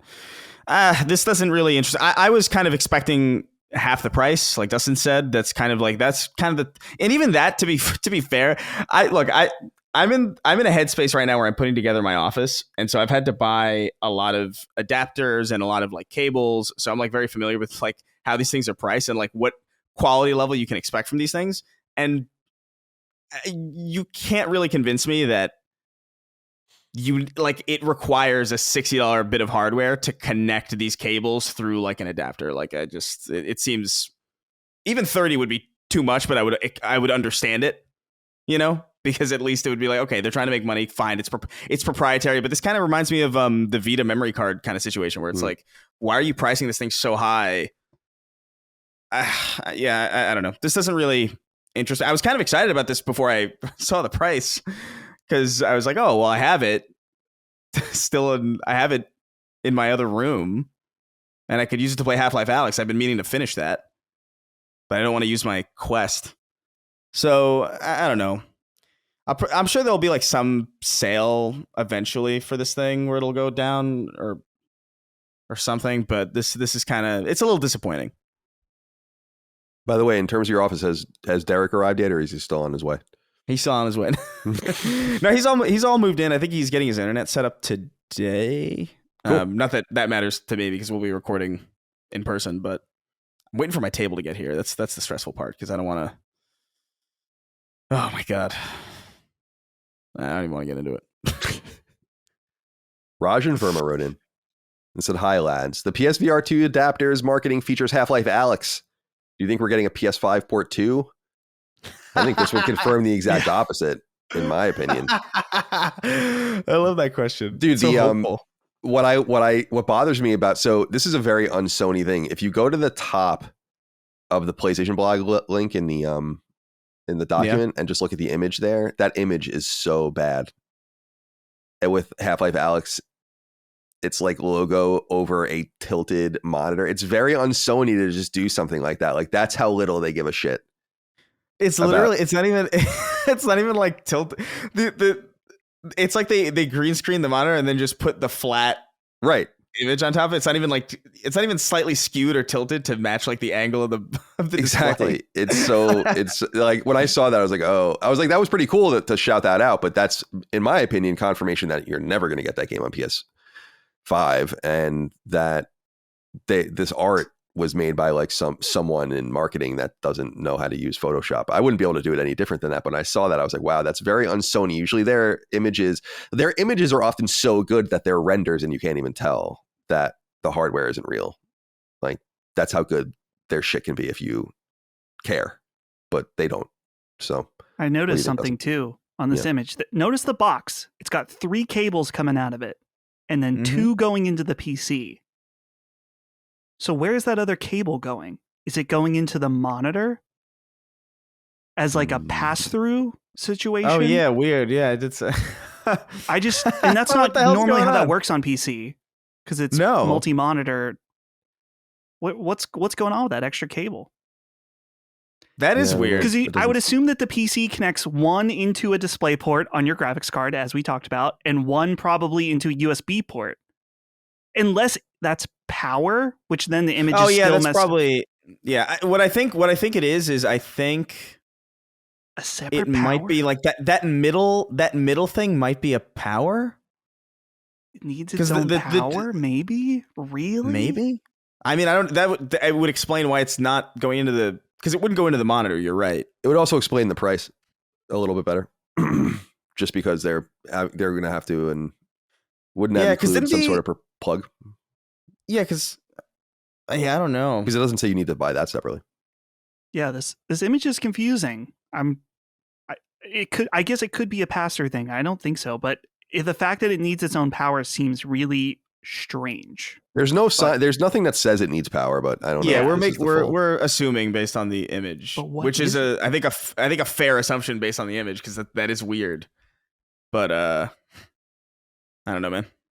This thing is strange. Yeah, I'll be interested. Well, you can get it, Dustin, and you can let us know how it is. All right, some Naughty Dog related things. There's this LA Times series that they're doing called LA Influential, and it's like this ongoing thing. And obviously, Naughty Dog, Sony's studio, is located in Santa Monica, which is in LA. And so they did a small piece here on Neil Druckmann. It's not a very long piece. People can go look at it. I mean, this is like a few hundred words. And so there's 2 things that I wanted to talk about here in regards to Naughty Dog. The first is that LA Times piece, and people go read it. There's nothing really interesting in it except for this.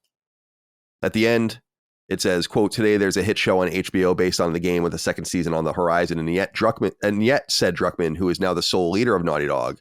And then he says, quote, I promise you, we will not be the Last of Us studio forever, end quote. Numerous games, he said, are in the works, including, quote, multiple single player projects, end quote. I thought this was always kind of obvious, but I think that this will at least allay some people's fears that the inevitable Last of Us Part 3 is all they're working on. I think that what I'm most curious about is which order we're going to get the games in.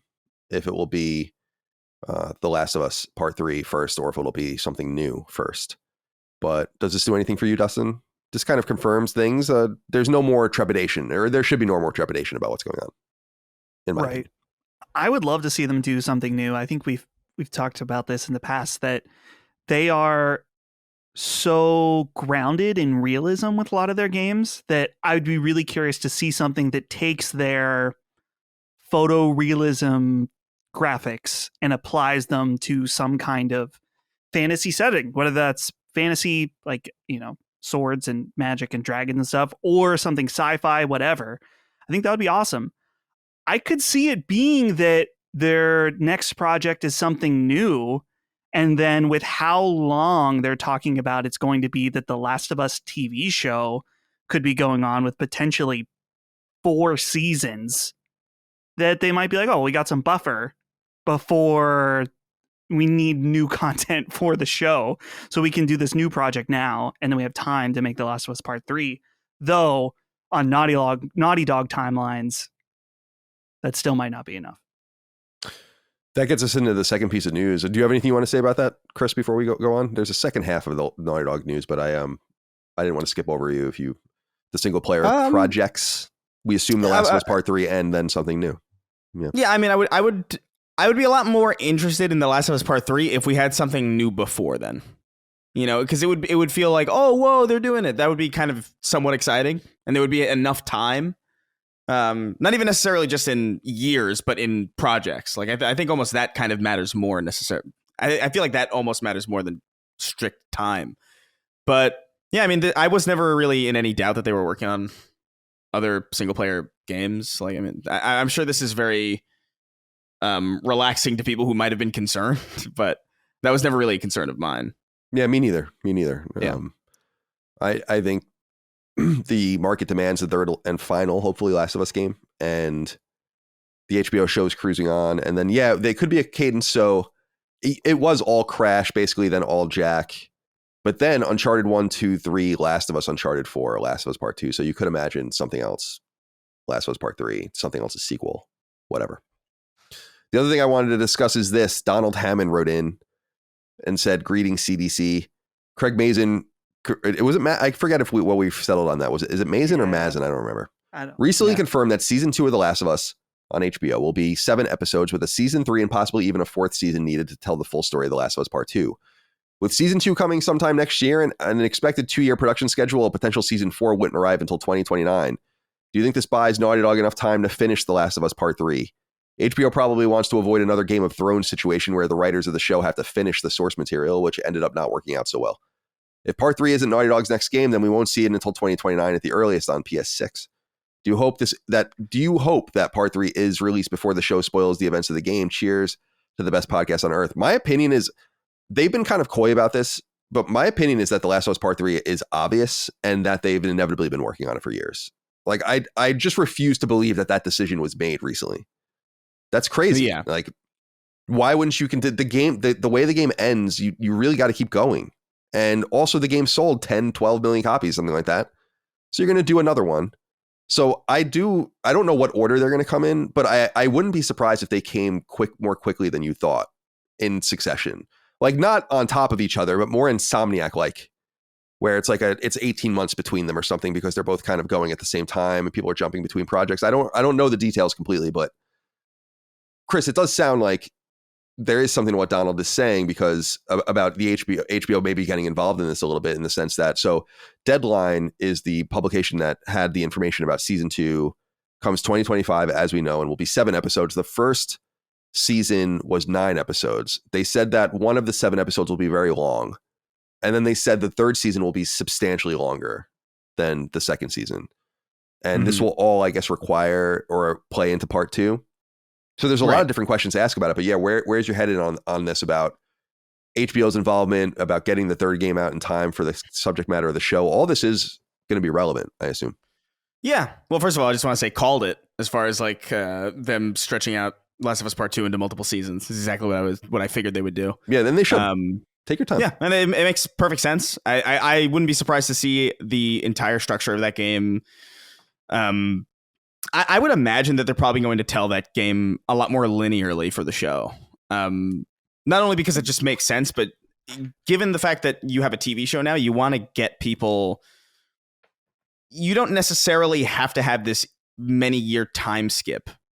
I almost wonder if that's what they're going to do too. Like maybe fill in that gap between the time skip of The Last of Us Part 1 and Part 2, or just tell The Last of Us Part 2 in a more linear fashion where the thing that happens doesn't happen until, potentially mid-season 3 or something like that. Also get a little bit more well, I shouldn't say more about that specific. I don't want to spoil. It's old. I don't necessarily care about spoiling that game at this point because anybody who cares has played it, but I don't want to piss people off in the comments. But I think, yeah, I mean, I don't imagine that you would run into the problem of the game spoiling the show or the show spoiling the game. Or at least for players of the game anyway. I can't imagine that would happen. Where Last of Us Part 3 is told in the show before the game comes out, like that's not a reality. No, I agree. Yeah, so syncing them up would make a lot of sense. Do you have anything you want to add, Dustin, before we move on?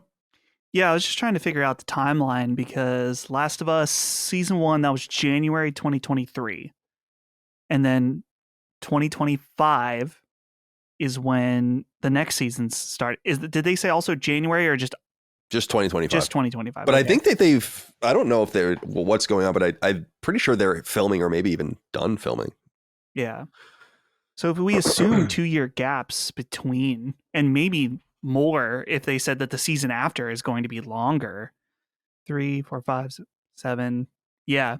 I think it could be maybe syncing up nicely that they'll be done with the show up to The Last of Us Part 2. And the thing is, too, they could easily do a Last of Us season of random stories in between if they needed to, like some other, like a Last of Us spin-off show or something like that. I mean, they're already practically doing all random sub-stories within the show itself that aren't really in the game, but kind of are. So I'm excited about it. I'm very curious. The thing that's exciting for me, and I think I mentioned this when we were going over the episodes, is that my mom is very into it, but she has no idea about the game. So that'll be fun. Yeah, I found out, I think I said on the show, I found out my dad watched it and really liked it. Oh, yeah. And then I was like, do you know that's a game? And he's like, yeah. I'm like, oh, okay. Yeah, very nice. Crossover hit. All right. It's time to talk a little bit about Concord. I kept changing the news here in the document because things were developing quickly. There were rumors about pricing, beta access, and all the rest, what it was going to cost. And then things leaked on the Australian PlayStation Store, which all but confirmed that stuff. And now, I think because of that, Sony has finally gotten ahead of things and begun pre-orders for Concord and detailed early access and the beta on PlayStation Blog. So let's take these things one piece at a time. There will be a physical version of Concord and a digital version of Concord. Both of them will cost $40 or your local equivalent. So that's £35, 40 euros, and 4,400 yen. And it says, quote, that provides the full Concord experience, including all 16 playable free gunners, 12 unique maps set on various worlds, and 6 distinct team-based game modes, which will expand shortly after launch with regular post-launch updates for all players at no additional cost, end quote. Dustin, what do you think of that? Let's start there and isolate that for now because there's more to say, but we have that. The price, what you get, and a similar Helldivers 2-like promise. So I was noting when Helldivers 2 was coming out and really hitting, it's like, damn, I wonder if Sony regrets that they were basically like, we're going to support this game for free, when they could probably much more easily sell packs in the future. And I know they sell like, currency and war bonds and all that kind of stuff, and they make a lot of money doing that. But it seems to me that they like what they've done there and they're doing the same thing here. So they'll make money with microtransactions most likely, but this is a nice way to to kind of satiate a palate that's hungry for multiplayer games but doesn't want to make a $70 or $60 buy-in. So let's start here. $40, all the content, free updates, thoughts? Yeah, I think $40 could be a good price for this, just because we saw that was, worked very well for Helldivers, and this is sort of in that same boat. And if we're going to have microtransactions, then I would say this is the ideal way in a paid game, that it's like anything that involves actual gameplay, maps, features, all of that is included in the base price of the game. If you want to get crazy with new skins, or I'm sure they'll maybe have different customization options, stuff like that, that's where you get into paid stuff. And as long as it's not loot boxes, then I really don't have a problem with that. So $40, not a bad price overall, depending on, as long as the game's good, which we can get into that too. Yeah. Chris, what are your thoughts here on this limited idea of the price and kind of the content details of Concord? I think I think if they wanted to make any adjustments to their plans based off of Helldivers 2, they would have done so. So this kind of indicates that maybe they're not that regretful about like how Helldivers 2 shaped up, or as far as like what their plan for support was. I do think $40 is a smart choice for a game like this. A multiplayer game at that price, I think it really is a sweet spot, because it really does. If the game does get good word of mouth going, it's a really easy sell at that price in comparison to like, well, I'm not going to drop $70 on a multiplayer game, because I think all of us have the experience of, hey, buy this game and play it with the boys, and then no one ever plays it again. There's like, I happened with Deep Rock Galactic. It happened with like a couple of other like multiplayer games that people were like, oh, yo, buy this. And the only reason I gave those even a remote shot was because, they're $20, $30, $40. So I think it's a smart bet, or a smart positioning for a game like this. The free support, we'll see how that goes, how it shakes up. I wasn't on the show when the what is it, the State of Play was live, so I got to marinate on Concord. Let's hear your thoughts on Concord. Yeah. By the way, I saw a lot of people. Chris didn't have a doctor's appointment. Let me tell you something. All right. It is not my fault that they announced it a day before. All right. I see you people. I see you in the comments. I see you. You call me a liar? No, but so I don't know, man. Concord looks, I will say it did not look great, but I know from experience that's kind of how I felt about Helldivers 2, to be honest with you. Like when I first saw Helldivers 2 gameplay, I was like, all right, looks fine. The positioning of it, like the whole like Starship Troopers aspect of it was dope, but that's window dressing ultimately. Like, does the game feel good to play? Is it fun to play? How does it run? That's kind of the stuff that matters more about these kinds of games than people would like to admit. I think I can't really say like how this is going to shake up. I don't like the writing. I think the art design is a little it's not as 70s as I kind of wanted it to be. That was kind of that was my major complaint too. I was like, well, how dare you with that fucking logo? Yeah, it was very, it's very strange branding, or at least in the teaser before we knew what this was, for this to be what that was teasing. It's a little incongruent. It might speak to maybe some kind of design issue on the back end of like even not even really knowing what this is. But I am open to it at the price of $40. I think it's a smart price, and ultimately, what matters most about these games is how well they play. I'm kind of over hero shooters, but maybe it plays better than it looks. And got to be open to that. But I wasn't like impressed by it or anything. I'm gonna have to get my hands on it to really, really feel. All right, the second part is alongside the standard edition. It says we will also have a digital deluxe edition that includes additional cosmetics to personalize your free gunner crew, and for those eager to jump in and play, early access to Concord when it launches this August. The digital deluxe edition will grant up to 72 hours of early access before Concord's global launch on August 23rd. It also includes the North Star Free Gunners cosmetic packs, which grants you 16 North Star themed free gunner outfits. And then finally, it says, we're excited for you to meet and learn more about the characters of Concord, including Vale, an adept sniper you saw in our gameplay reveal trailer using her biomechanical legs to leap above the battlefield and land precision shots on enemies. To receive the Monarch Pack cosmetic pack, which includes the Monarch Frontier outfit for Vale and Dead Reckoner weapon skins for her sniper rifle and sidearm, you can pre-order the standard edition of Concord or purchase the digital deluxe at any time. So pre-ordering the game gets you that, as well as early access to the beta, which will happen over a weekend in July. And you'll have 5 codes for the early beta access. So that's 1 for you and then 4 to distribute amongst your friends, because it's a 5v5 game. So you can potentially have a full crew of people to come into the beta with. This will be on PS5 and PC, as we know. So early access and all of that, and specific open beta dates will be announced later. We do have some inquiries from the audience about the game, and we'll take them. They might be a little redundant with each other, but we'll see. Nixney wrote in NIXNE and said, hey, Boot, Scoot, and Boogie. I feel like people are being very hard on Concord, given the team is composed of veterans from Bungie. They made Halo and Destiny, 2 games that revolutionized the FPS genre, and yet Concord is getting destroyed just because it has taken inspiration from bigger IP. We hear Sony get slammed for a lack of variety in their portfolio, and now that they are proving that it's not good enough. Now that they are proving that it's not good enough, are people being preemptive on hating this title before even giving it a chance? It's also only $39, just like Helldivers 2. And Christopher writes in, I guess, something similar. We'll just get it all in here. He says, Concord seems to be the topic of conversation negatively. Why are people so mad about it? As someone who enjoys these games, it looks pretty fun, and the studio sounds pretty generous with support. However, reading about it, I saw a lot of whining and even IGN saying we need Killzone and Resistance back. Is this game not getting a fair shake because it's a new IP? I get Marvel fatigue, but there isn't a glut of hero shooters like I've heard. It's mainly Valorant, Overwatch, and Team Fortress 2. One console hero shooter, one. So I don't begrudge them. This is my personal opinion. These are not my kind of games. I'm not going to play Concord. They are highly doubtful that I'll play it. Yeah. I will say that working in Helldivers 2 favor, in my opinion, is it's what I would almost argue as its unreplicable style and approach.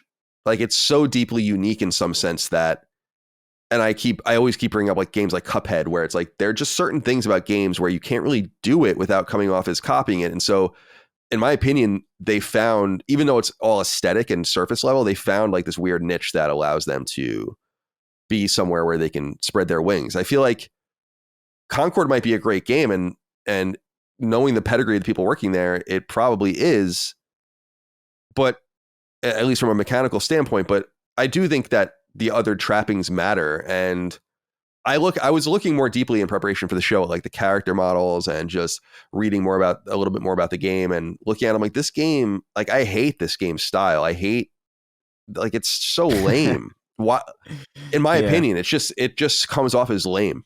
And that hurts. That there are other great games to play, and so I think you need to have a little bit of everything. And am I judging a book by its cover? Most certainly, but there is something about that where I'm like, I don't know. Yeah, I thought specifically like the writing was just like, I don't like this. I don't play games like this for the writing anyway, so like that really matters to me very, very little. What matters to me is like how the game's going to feel. Like like how quickly does the sniper zoom in after I hit the left trigger? You know what I mean? Like these are the really like minute details that add together to really make a shooter that would otherwise be very, very bland, very, very next level good. And so that's kind of why it's difficult to tell like the overall quality, and also just based on different reviewers and different people's like what they're looking for out of their game. Like I'm definitely not looking at a hero shooter for an entertaining story or characters that I give a shit about. Like even Overwatch, which like people would constantly talk about, like these vignettes and these, you know, these cutscenes. Oh, there's a new character. It's like, cool. How do they play? I don't know a fucking thing about any of the ape Winston. I don't know shit about him. I don't know who Tracer is. I don't know who Fair is. Some of them, they have lines of dialogue in the middle of the game about like, oh, hi, brother. And it's like, I could give a fuck. So as bad as all that does look, and it does look bad. Like I'm not defending the game's story or writing at all, it matters so little to me that I'm like, okay, I just want to know how this is going to play. Like, will this feel good to play? Will it be balanced? Probably not. Will it be unbalanced in a way that's fun regardless? Maybe. These are the things that I'm really, really curious about. And so for that reason, at the very least, like I'm absolutely going to be in on this, because I think that, did they say, I could be mixing this up with another game, but they said that there was like a beta period, right? Yeah, it's a weekend in July. Yeah, I'm definitely going to be keeping a close eye on that because that is not a beta, that is a demo. I think we all know that by now, the differences between these things. So that is ostensibly what the game is going to be, and that's when I think we'll really see whether or not this game is being treated fairly or not, because that's the game feel is really the most important thing with these types of games. And if the story is bad and the game feel is bad, you don't got a great lineup looking. Yeah, it to me it's funny. I don't know anything about any of the hero shooters, but the game seems so Overwatch like. Oh, this like, one's in other words, if the argument is that there are so few of these, which is fine, that's a fine argument, and that there is like a pocket here, and maybe that's why Sony was interested in this game. It's like, well, don't you want to differentiate yourself? It would be so much more trivial to differentiate yourself further from what has already been done if there's so few of them. Yeah, I don't even really like hero shooters, to be honest with you. I think they're my least favorite type. And there are a lot of shooters that are not Overwatch. Like, technically, Apex Legends is a hero shooter, but it is also a battle royale primarily with heroes that you pick. So there's definitely nuance to this. Although I will say, this does muddy up some of the rumors that we heard about, I shouldn't say muddy up. What we now know about this game makes what we know about Marathon even more confusing, because there was a report a while ago that they had shifted directions from an extraction shooter to a hero shooter, or at least maybe it's both, but that was the rumor or the reporting from IGN and some other places, that they're making Concord, Sony, a hero shooter as well. That strikes me as very redundant and bizarre. I feel like, wouldn't you only want one of these at the very least, and then maybe have something else that is not hero oriented, just to differentiate these two things? Because I feel like that just really muddies up it kind of defeats the purpose of having different types of games, doesn't it? Like, I don't know. It could still be an extraction hero shooter, kind of like Apex Legends is a hero, battle royale. It could still be that. But that struck me as bizarre, that they would have two hero shooters in development. That are trying to fill the same niche, I should say. Sorry to interrupt. No, you're good. Dustin, do you want to add anything before we part? Yeah. So not Christopher Raygun, but Christopher, who wrote in, said, why are people so mad about it? Well, I think the reason why people are, I guess, mad, we'll say internet mad, which means that mad they're just, in quotes. And this is the thing, that the big takeaway from last week is that people find the characters in the world not only it's not only don't like it, they find it off-putting because it feels like a blatant copy, just worse, of something they've already seen. So that's going to make people not like it, first of all. The second thing is that the gameplay in that presentation, and I guess we could give it the benefit of the doubt and say that it was a bad presentation, but they didn't present any one thing about the gameplay that sets it apart from any other hero shooter that exists. And yeah, maybe it's just Overwatch, but it's like, well, when you're presenting this game and you have a game like Overwatch, which has had its ups and downs, it's like, okay, well, what does this do different? And the only thing that really presented that was different was this idea of the vignettes that they do every week, which is a neat idea. But like I said last week, it's only a good idea if you care about those characters. And right now, people have the opposite feelings about those characters. Yeah.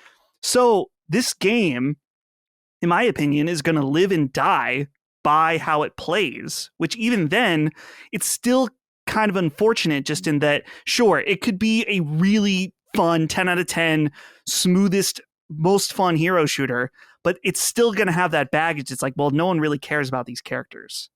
And I think there is an element to that maybe not amongst the people that care only about gameplay, but I think a lot of people, they're drawn to Overwatch because they like those characters. They like being in that world.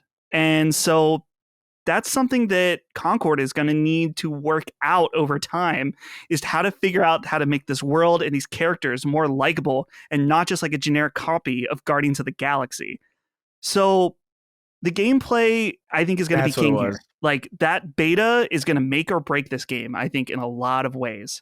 And with it being ex-Bungie devs, maybe it will be super fun. I really hope so. I hope that when that beta comes out, sit down, play with the boys, and it's like, wow, that's so fun. Even though I find all these characters annoying, it's so fun. I'm going to buy it anyway. That's the ideal situation for this game. And then they can maybe introduce new characters down the line that make it more appealing. But I just don't understand how they missed this hard on just the presentation of this game. It's so I've been thinking about it too since last week. I'm like, man, it just feels like it's so obvious that they're trying to be like Guardians. It's cringy. Yeah, Guardians of the Galaxy was exactly, for some reason, I don't know what, Guardians of the Galaxy is probably like of the film trilogies in that entire like Marvel umbrella, it's probably like my favorite one, and I just totally forgot that this is what it reminded me of, or what it was trying to emulate. Mm-hmm. I knew it was Marvel, but yeah, I don't know, man. This we'll see. One thing they did say in the presentation is that they're leaning into the asymmetry, which is, that's interesting. I like that idea, because I do kind of lament the idea that everything needs to be this perfect balance. I feel like it makes certain games a lot sweatier and a lot less fun to build this kind of almost like esports type environment out of it, where everything needs to be super serious and everything needs to be super balanced. Like, leaning into the asymmetry is a really neat idea. It's difficult to really get a sense of what that means without having a familiarity with the game or being able to get hands-on with it. There are certain things that they say that sound cool and interesting in theory, but they're not things that you can really show. And so because of that, it just sort of leads to just kind of an underwhelming presentation. Also, I just kind of find the art design a little bit bland. I know that you want clean. I think it's good to have clean readability. I like that generally, like simplistic stylization for competitive multiplayer shooters. I think is actually like a generally positive thing. It's one of my favorite things about the finals, actually, is that it's like it's got this clean readability where you're not squinting in the distance being like, is that a person or a hyper realistic bush? Because everything's so detailed. And that's kind of my issue with like Battlefield as it went later on and started to get like really crazy, like realistic. It's like, cool, but pare it back. Let me get a read on the situation. But yeah, this game's got an uphill battle going for it for sure. And that beta is going to be a really, really revealing day. Yeah, I'll be excited to see how people react to it. I'd love for the game to be successful and for it to be big. It just seems, I think, Dustin, you hit the nail on the head. Like, the trappings, these extra trappings mean nothing if people don't care about the in-game world. And it just seems so generic and vanilla. And I say that as someone who's not really into any of the Marvel or Guardians of the Galaxy stuff, but identified that pretty readily myself.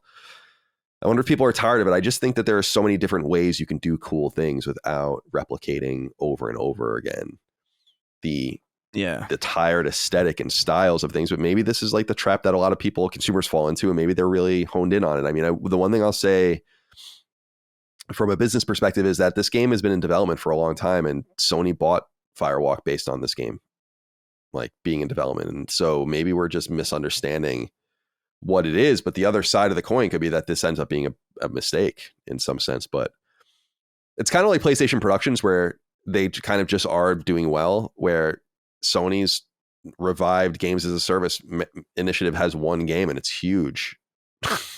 So maybe they deserve the benefit of the doubt, and we'll see what happens. But it seems unthinkable. It was brought up to me on Summon Sign, and I think it's a good point, because I was asking, like, what kind of like game in this genre gets beat up that badly with like 1 in 10 likes or whatever on YouTube and all that, and then sells? And they're like, well, Call of Duty every year. It's like, oh yeah, it's like fair point. Yeah, you know?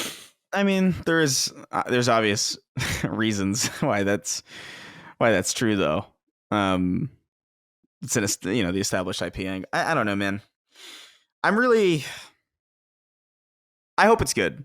I hope at the very least it's good. I could give a fuck if it's like, this mega hit. I don't think it's going to be a mega hit. And I think you could argue that Helldivers 2 is generic as hell as well. Like, there's nothing necessarily set. It's a borderline copy of something that already exists. Can't get more generic than that technically. But the issue that Concord is facing, I think, is that Helldivers is a type of game that we don't really get anymore. And it's these like really simplistic co-op games that aren't super sweaty, that aren't super competitive, that are very, very just get on with the boys, shoot some shit, call it a day. It's very 360 PS3 era coded. And there's so many Overwatches. There's so many hero shooters to choose from that all kind of satiate the same competitive desire. I don't know what the appetite is for Concord, even if it is good, but we'll see. Yeah, we will. I'll be very interested to see how that all goes. Very interesting that they doubled down on this game by buying the team. And the same thing with Haven and Fair Games. I think the one thing we can learn about Fair Games is presumably that will also be $40. So we'll see if that ends up panning out. All right, this has been circulating, and I think it's pretty interesting, although nothing really to say about it. This comes from a tweet from John Linneman, who is the Digital Foundry guy, right?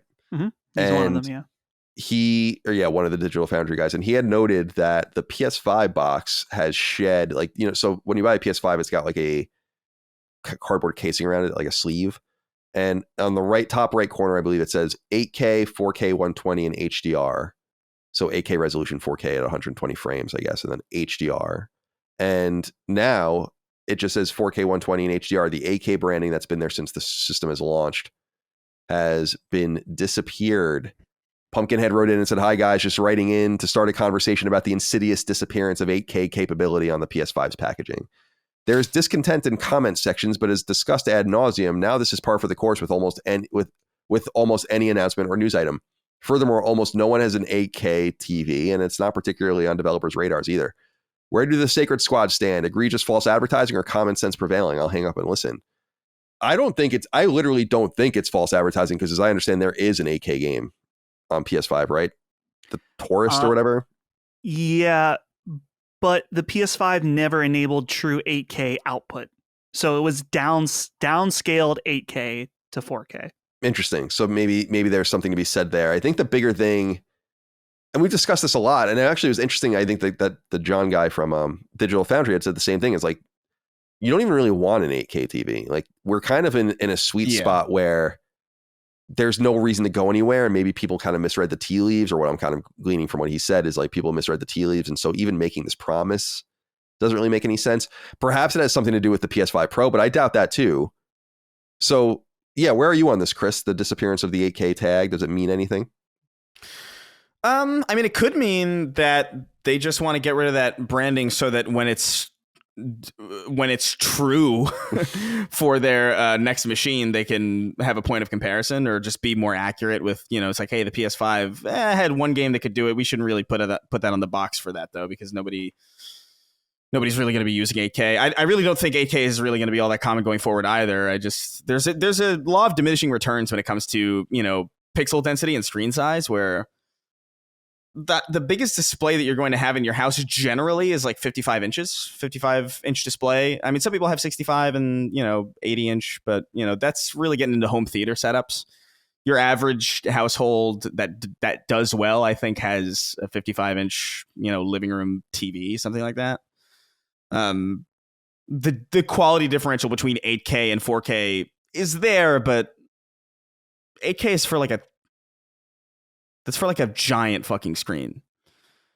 And so I don't think it necessarily matters. I don't think it means anything necessarily, although I do think when the PS6 inevitably comes out, you're going to see 8K on the box, and you're going to be like, hey, the PS5 couldn't do it the way that we're doing it now. And I think it just might be an accuracy thing, or maybe they were betting on more games like The Tourist that would take advantage of 8K then they didn't even enable. So like it ended up not mattering. I don't know. I'm curious about that, though. That big of a deal. The whole, Dustin, tell me more about this, because to me, I'm confused on Sony's not a stupid company. I mean, they know what they're doing. They don't make they put fucking trademark labels after every time they say PlayStation. So they're pretty, like, it's so annoying. So they know, like, they don't just do things. And so there must have been some, is it not like up-resed or some sense? Like, so there's just, it just doesn't work, because that would be false advertising in some sense. And they don't seem, or haven't been in the last 3.5 years worried about that. And so I would always have assumed that there is some sort of workaround. Like, yeah, it does 8K something. Yeah. So I'm trying to remember if what they said about 8K, if it was like something they were going to add in at some point. I can look in a minute. I would imagine this was the situation. PS5 has HDMI 2.1, which we primarily use to do up to 4K 120.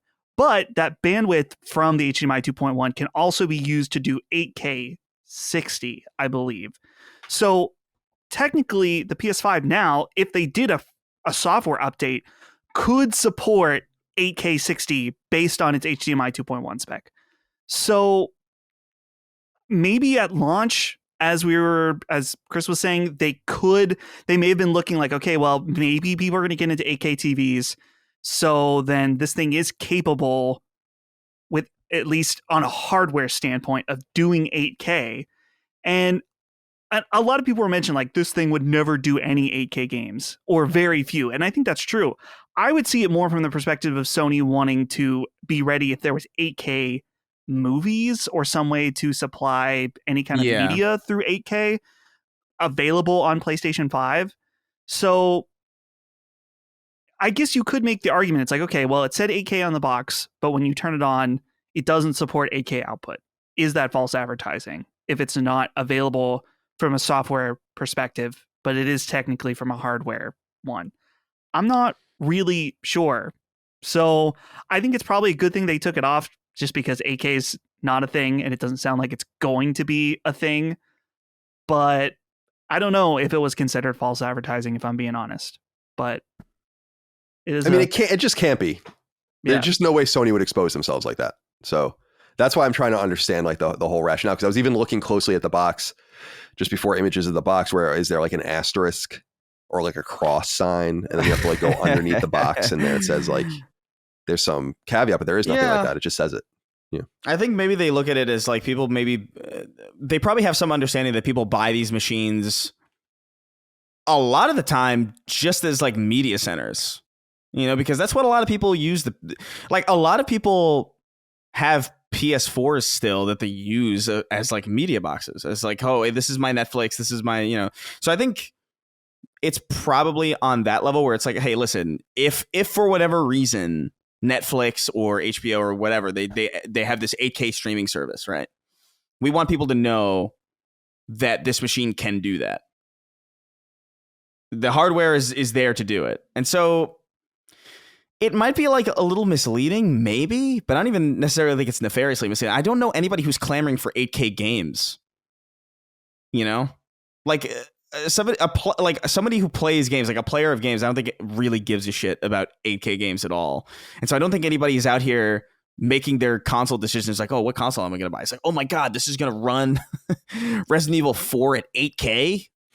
I don't think a reasonable thinking person thinks that. Right. And anybody who would be too ill-informed to think that wouldn't care. So it's, I don't know. It's weird. It is interesting that we've kind of come to, I don't want to say the end, but it's kind of like it is the end of the resolution kind of game, right? Like for the size monitors we use and the pixel density, like it's just not going to get any better than this. There's no, right? I mean, well, from a base resolution standpoint, this is it. Like this will be the resolution for a long time now. That's a historically foolish thing to say, but I know what you mean. Like I feel the same way, where it's like, you know what I mean, though, right? Like, no, I do understand what you're saying. Like, it's like, oh, it could never get better than this, and then and then we're looking at, see, Metal Gear Solid looks so real, Like, but I do think we are at that sweet spot of just like the size of monitors that we're going to be using for our PCs, the size of TVs that we're going to be able to fit in our homes. I mean, realistically, the size of our homes are getting smaller. So I do think we're kind of at this point where we kind of know what works. We kind of know where the diminishing returns begin. And I do think 8K is a diminishing return at a certain point, especially for a monitor. Absolutely. For a TV, very much so, debatably. I don't know. I don't even know what benefit game developers would get out of making games 8K in the first place. That's just more pixels to have to worry about. It's more, my God, people look into I'm reminded often of Craig, the brute from Halo Infinite, where it's like they found one frame where he looked fucking stupid, and it was like the biggest story in the world. And the more resolution that we pump into these boxes, the more avenues there will be to find things like that. Where it's like, oh, that blade of grass isn't 8K enough, and it's like, I think we're kind of at a point in the industry where people might be intelligently making the decision where it's like, maybe we could do 8K games, but should we? Yeah. Like, should we realistically, or should we just stay where we're at 4K and really push frame rate and art design, which I think is infinitely more important. So yeah, I don't know. I don't know if it's that big of a story or that big of. I don't think it's that big of a deal that they got rid of the branding. I'll say that. Yeah, it's funny too because 4K is like, it's nice, but it's irrelevant to me in the sense that I'm almost never playing games in 4K because I'm always playing on like on a frame, on performance mode or whatever, and it doesn't really matter. Like I don't even care about that. Like nothing's ever gonna floor me like seeing a flat screen TV running like 720p or 1080i for the first time ever in a bar, like with a football game on, where I was like, holy fuck. It was only then that you realized how bad your CRT actually was. And you're going to need another thing like that to shake people beyond 4K, I think, where like it's demonstrably obvious and they see it themselves. Because once I saw that flat screen TV, and I didn't have a flat screen for like a couple of years after that, but once I saw that, I was like, oh my God. I can't believe like football looks like this. I can't believe like sports look like this. And it was wonderful, and shout out to frame rates. Just a clarification I found on the PlayStation blog, the PS5 Ultimate FAQ, they said PS5 is compatible with 8K displays at launch. Which is true. You can plug a PS5 into an 8K display and it is compatible. Yeah. You can also plug something in a PS3 that's 720p. It is compatible with an 8K TV. But it goes on and says, and after a future system software update, we'll be able to output resolutions up to 8K when content is available with supported software. So it was the plan to eventually support some kind of 8K output, but they probably looked around and were like, we got one game and no media to support it. So fuck it. We're not doing it. Yeah, so it's a media issue. Like media itself is not supporting 8K. So like the machine... The machine was built for future proofing in that sense, which I think is smart and reasonable. It's reasonable to brand that in the beginning if you're kind of betting on that to pay off in some way. But if that bet doesn't pay off, I don't think anybody got ripped off in the process. Like I would you have really not bought? Was the 8K on the PS5 box the reason you bought it? Yeah, like highly unlikely. Yeah, like that's what set you over the edge. You don't have an 8K monitor, but that's like, oh man, I guess I'll go. Oh, PlayStation doesn't do 8K. I guess I'll go over to the other console that does.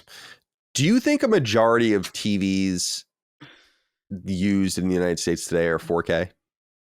We just talked about this on Punching Up, I think, and I'm pretty sure the answer is no. I think we are still primarily 1080, right?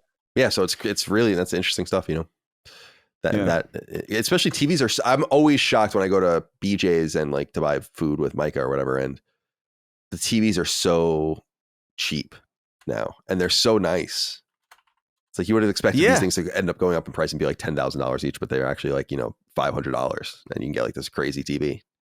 It's pretty cool, dude. I remember when I first moved out here, and I bought my first 4K TV, and it was stupid expensive, ridiculous.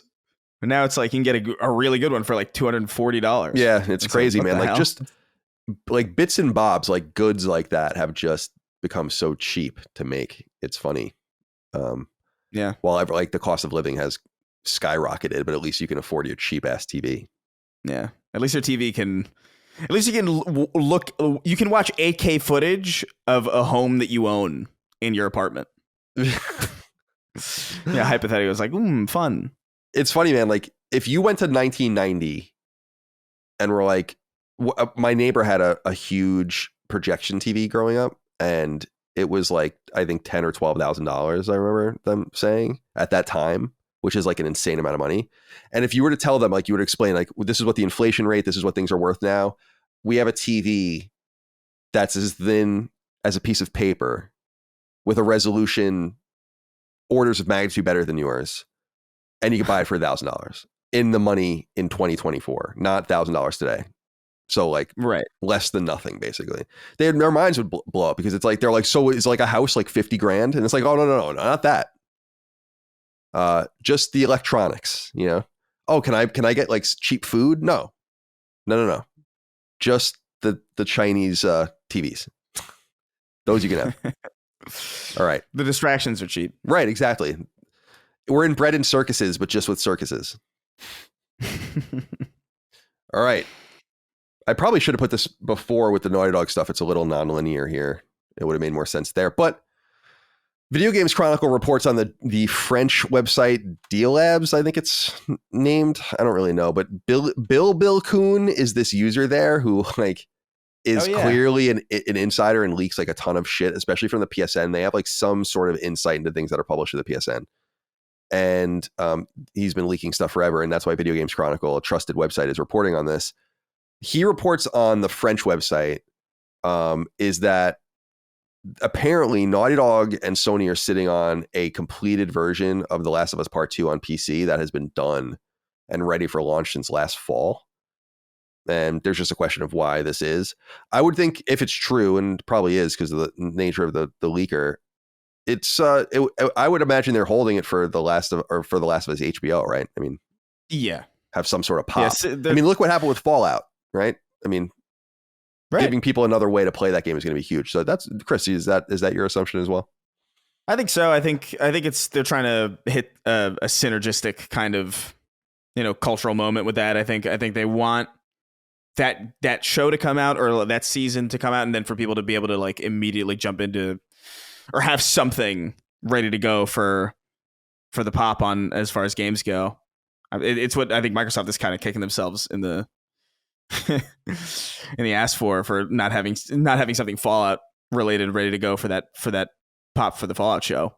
And so I think it's really that simple. It strikes me as like a very Occam's razor type scenario here. Like there's no other reason why you would sit on a PC port like that. Yeah.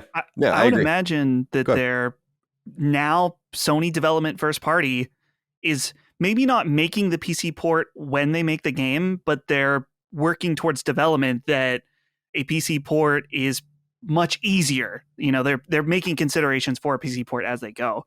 But it's very Nintendo-like for them to have something complete and ready to go for them to just sit on. Because like recently, Paper Mario, I think someone looked in the files, apparently it was done like 2 years ago, and they're just waiting to slot it in at the right time. And for the most part, how smart. Imagine that. Yeah.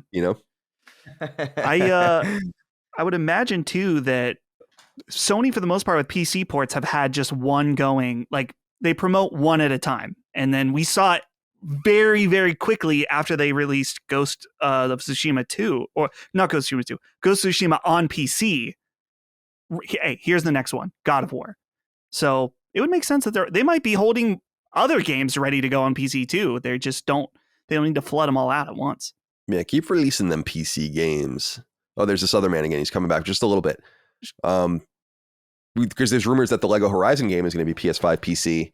And this is going to be controversial. I'm telling you, this is going to be controversial if this is true. And I think it is. Just because they just said that their games are going to be distributed kind of like with a games as a service mindset towards PC and then console only for PS5. Like, very interesting if this is, it's second party, presumably. So, I don't want to say. I think I told you guys at Discord who's making it. Pretty sure I told you guys, but it as I understand is a second party. Yeah. I'll be interested to see if that's true or not. We'll find out. Okay, and I think it's people being like, "Oh, Traveler's Tale, of course," but I'm like, no, well, not necessarily. We'll see. Okay, this is interesting. Square Enix randomly released Octopath Traveler 1 on PSN just yesterday for when we were recording. At the same time, it released Octopath Traveler 2 on Xbox, which is on Game Pass. So if you have Xbox and you have Game Pass, note that you can play Octopath Traveler 1 and 2 on there right now. And so that's complete. What was unusual about this, so Octopath Traveler 1 came to Switch in 2018, and then it was ported to PC the next year. And then it came to Xbox One in 2021, as people might recall. It was also on Stadia, which was a little annoying. But it never came to PlayStation. It was just never, ever came to PlayStation. And so it has this early June release date out of nowhere. It got rated in Taiwan, so we knew it was coming, but just a couple of days ago. So this was another one of the news stories I had been updating. The more interesting thing is that we got Octopath Traveler 2 without ever getting Octopath Traveler on PlayStation, while Xbox had Octopath Traveler and then just never got the sequel. In both cases, it's kind of nonsensical. Like, why would you do that? I understand that there's probably some Sony payola behind the scenes for that, but it's just so unusual to not only withhold the sequel to a captive audience, but also to just give the sequel only to the other audience. It's like, so this is weird. This is righting wrongs, in my opinion, and is good news for everyone. So Octopath Traveler 1, the 2018 game, and its 22 sequel, or 2023 sequel, actually, is all available on PSN now for you to enjoy. Parks and Rec wrote in and said, hello, esteemed gents and baby Herman Furman. With the shadow drop, that's why you don't want to tell anyone, right? Because you don't want them to say, like, oh, don't do it. You want to have all the paperwork signed and ready to go before you name him Herman Furman. Right. Yeah. After specifically Herman Hulse, for Herman Furman. With the shadow drop of Octopath Traveler on PlayStation and its sequel to Xbox, I'm constantly reminded of how bad Square Enix is at releasing games. You'll have discussed this many times before, but what is Square thinking? A shadow drop may get some hype, but with all the showcases this week, it'll quickly be buried. Why not show it off at one of those? Curious to hear your thoughts, and you'll keep it sleazy. It could be that the leaks force their hand.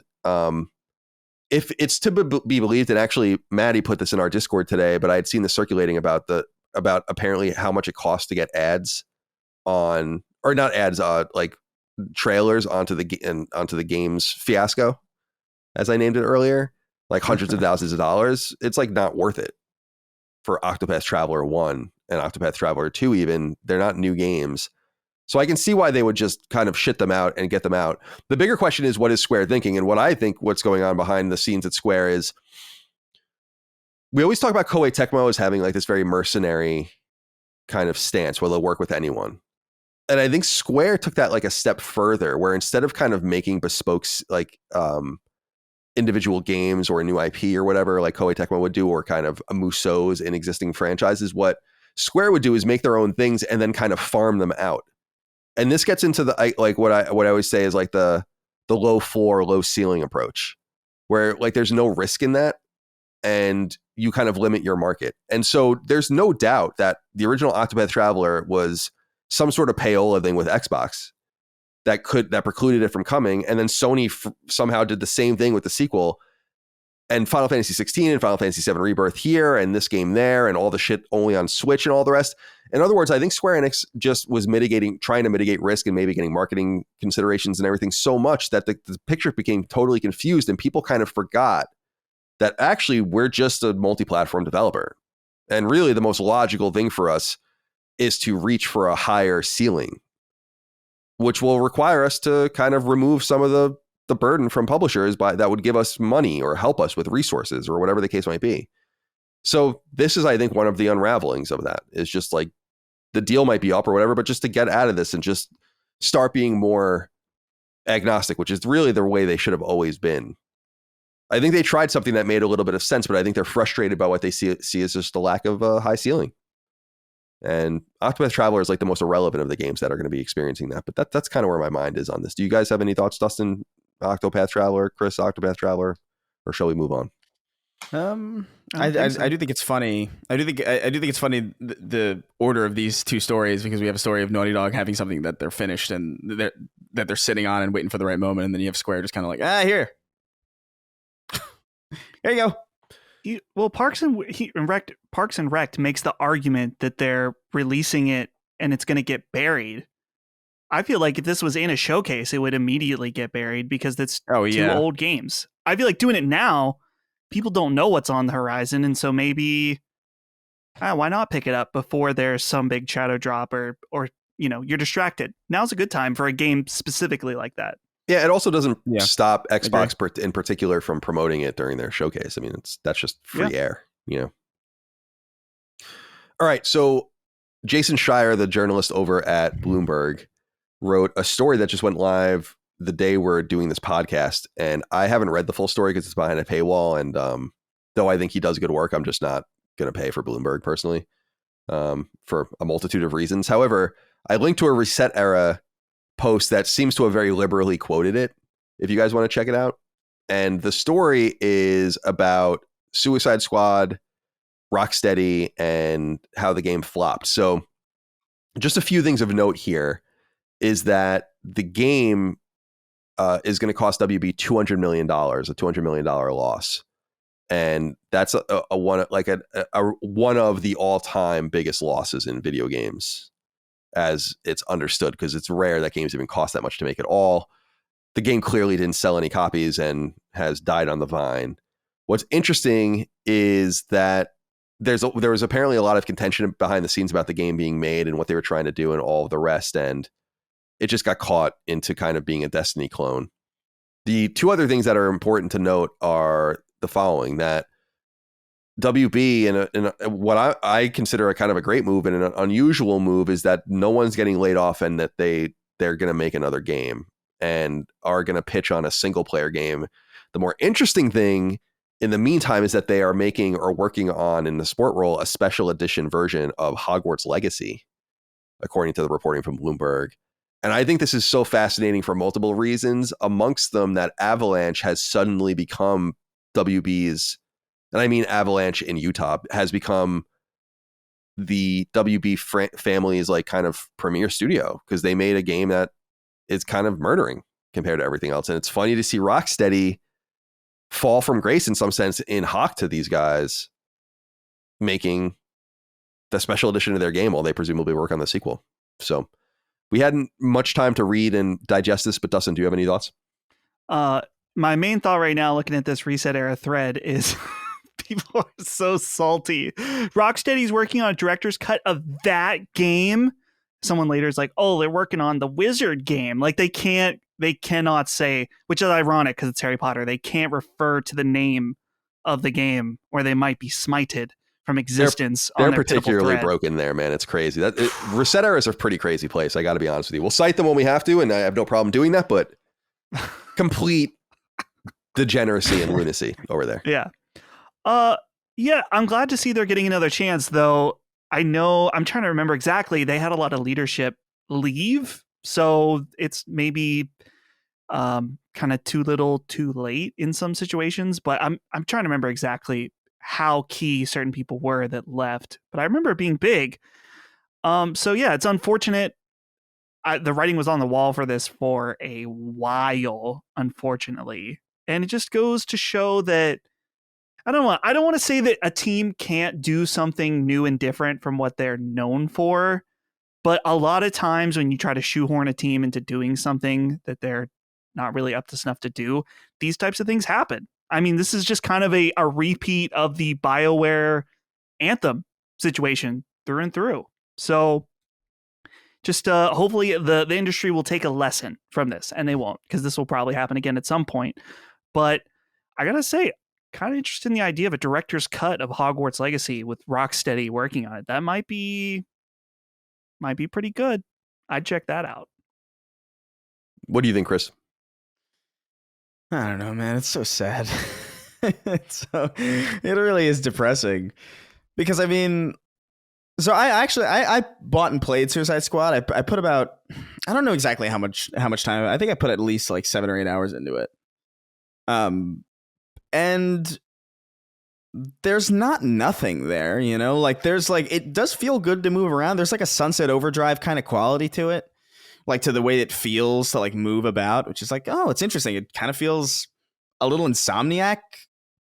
That's kind of cool, but I feel like that gameplay style in any other scenario probably would have actually served an interesting purpose, or would have been kind of fun or interesting to take part in. It's just, why was it in the Arkhamverse? Why was it this live service chimera of DC story and very, very. It was very much like a wanting to have your cake and eat it too, where it's like we're a single player game, but also we're a live service, and it's like, you're not gonna. You have to play to the strengths of either one of those. You can't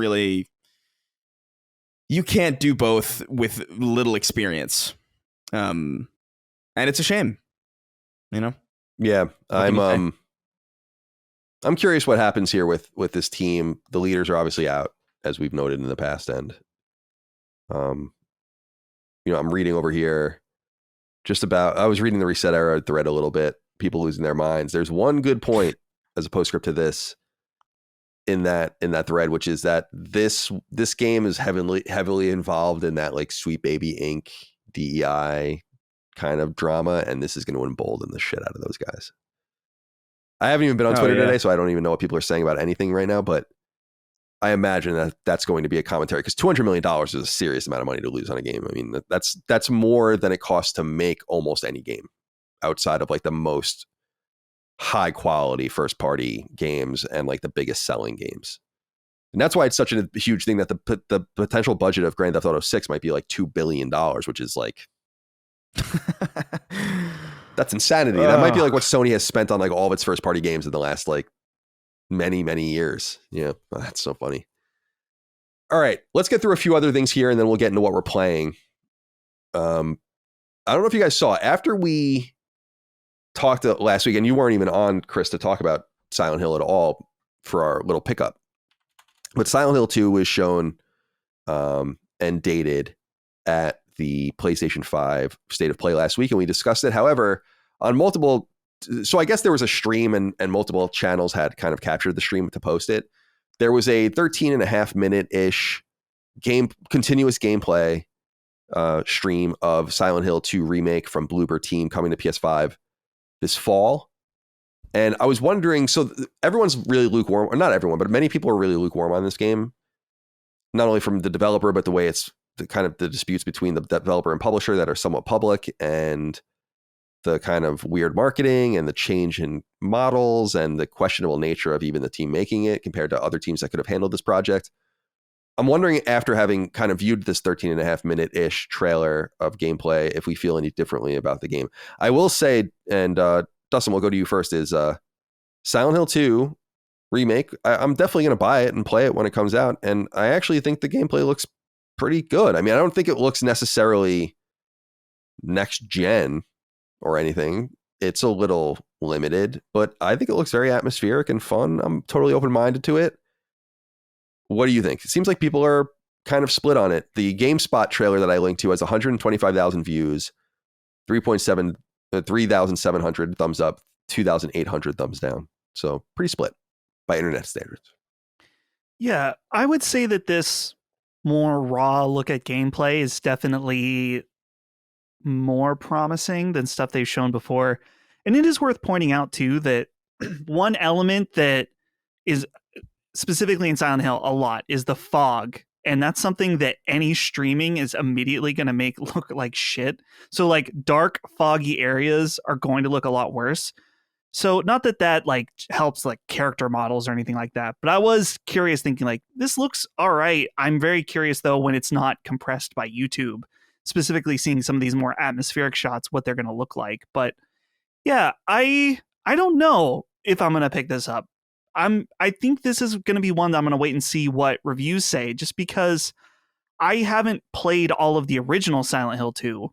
And if this isn't very good, then I might just make it a priority to go and play the original instead of kind of like starting off on a bad foot and playing a remake. So I don't know. It's this game's just overall has been very weird.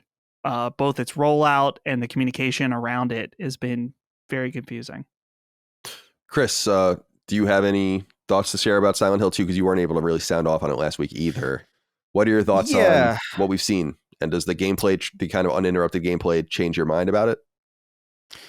Yeah, I mean, it definitely looks better when it's just in uninterrupted gameplay. I thought that trailer that they showed at the State of Play was very not great. I thought the character models looked really strange. That woman in particular, that everybody was memeing on for a while, looked mega strange. Dude, someone said I saw someone tweeting that it looked kind of like David Duchovny or something, and it like totally ruined it for me. The woman.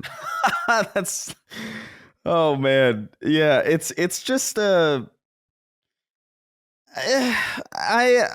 don't know.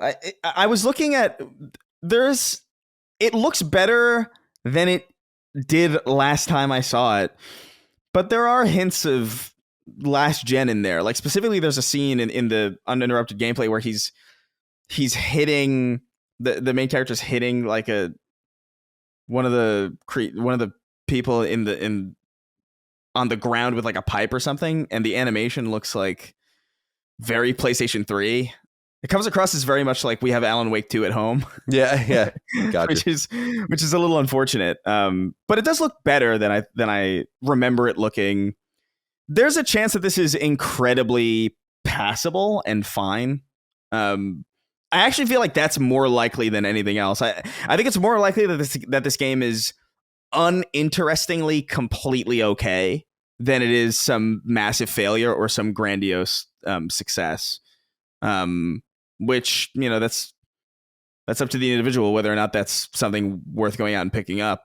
But I'm kind of with Dustin where I'm probably going to wait and see what the general consensus is on this, which I don't normally care to do.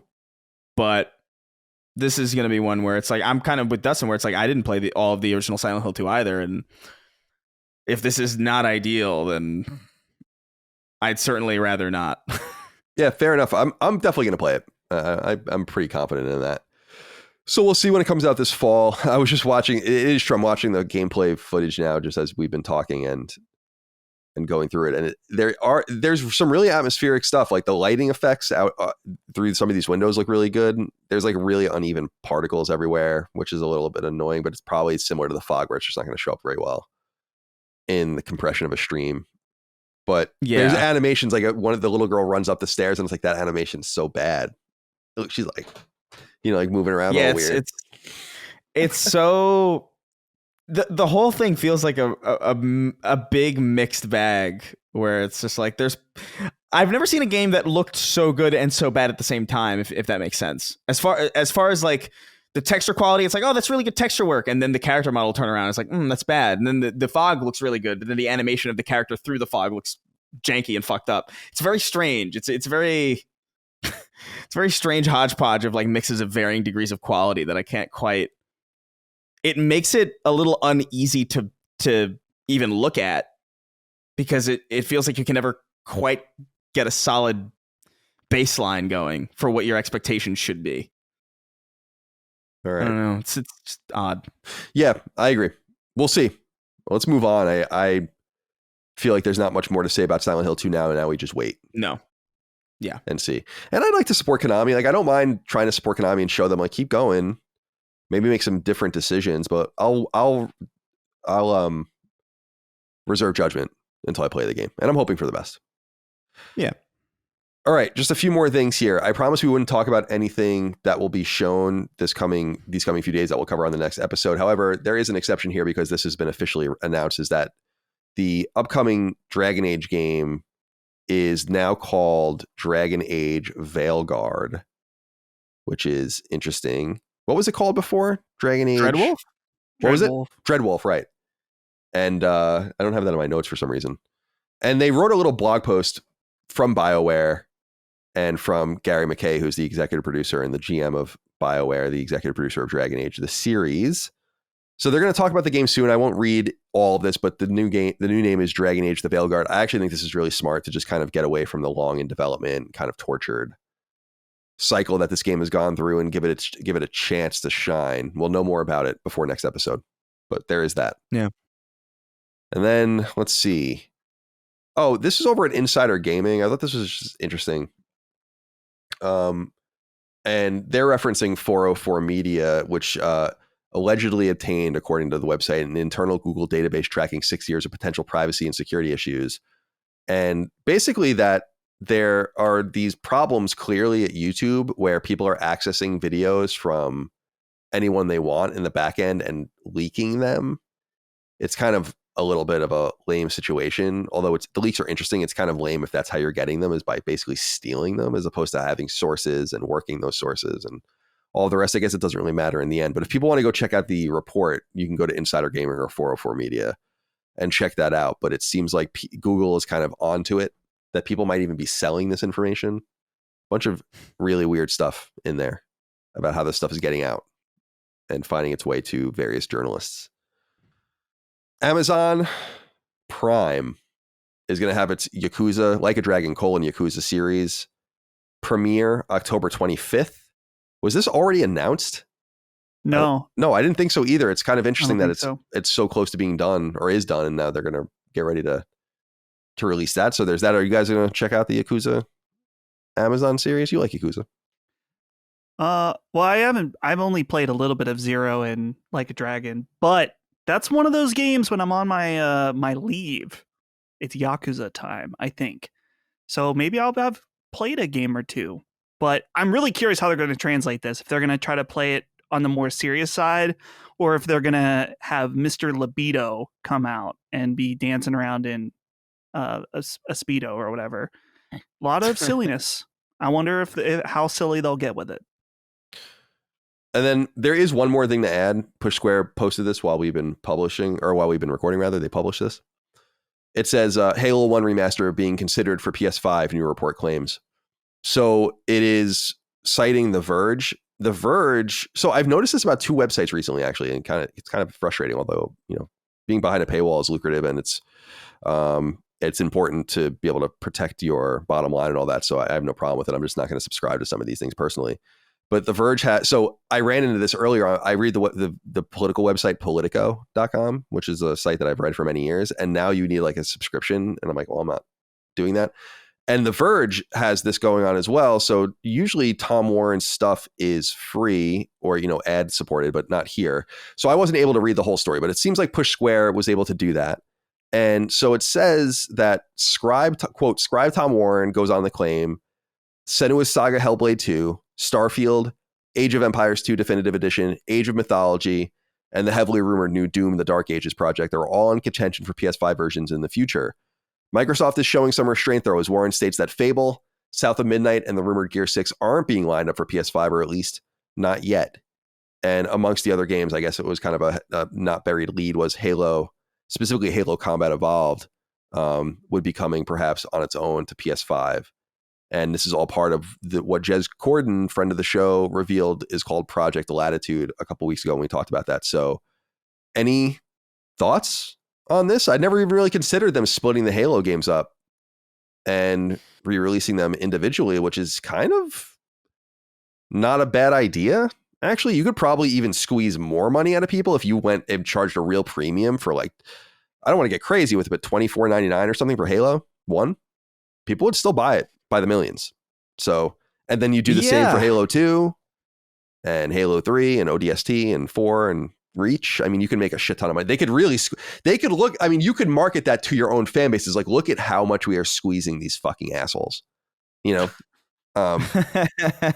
there is something to maybe leaning into that. So I don't know. We haven't had time to process this at all, but any kind of snap thoughts, Chris?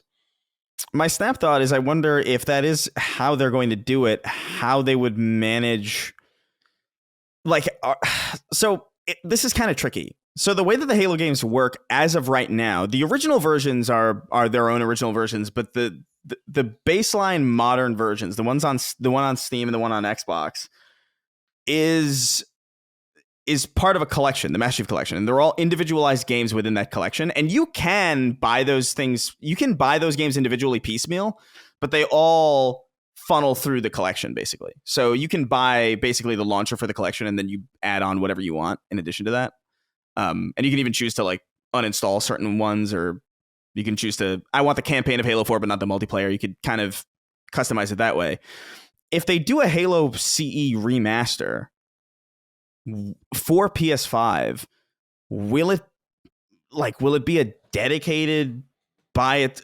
Are they redoing Halo Combat Evolved like from the ground up again? Because a common thing in on the Xbox side is that the Halo 1 remaster or Halo Combat Evolved Anniversary, it's just not very good. It's just not a very good translation of the art design or the art direction of the original game.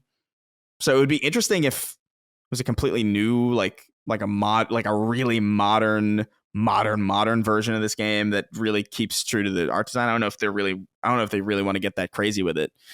But if they do, how's that going to work with the collection? Is it going to be part of the collection? Are they going to release them over time in the collection like they did on PC, but on the PS5? If they don't, are they going to have separate multiplayer suites that exist separate? There's a lot of logistics to kind of get into with this, and depending on what route they go with it. But I've been saying for years that I would love to see Halo on PlayStation, and my opinion is very much the same. Yeah, I'll be interested. Very exciting. Yeah, well, Dustin, let's get you on here. What do you think?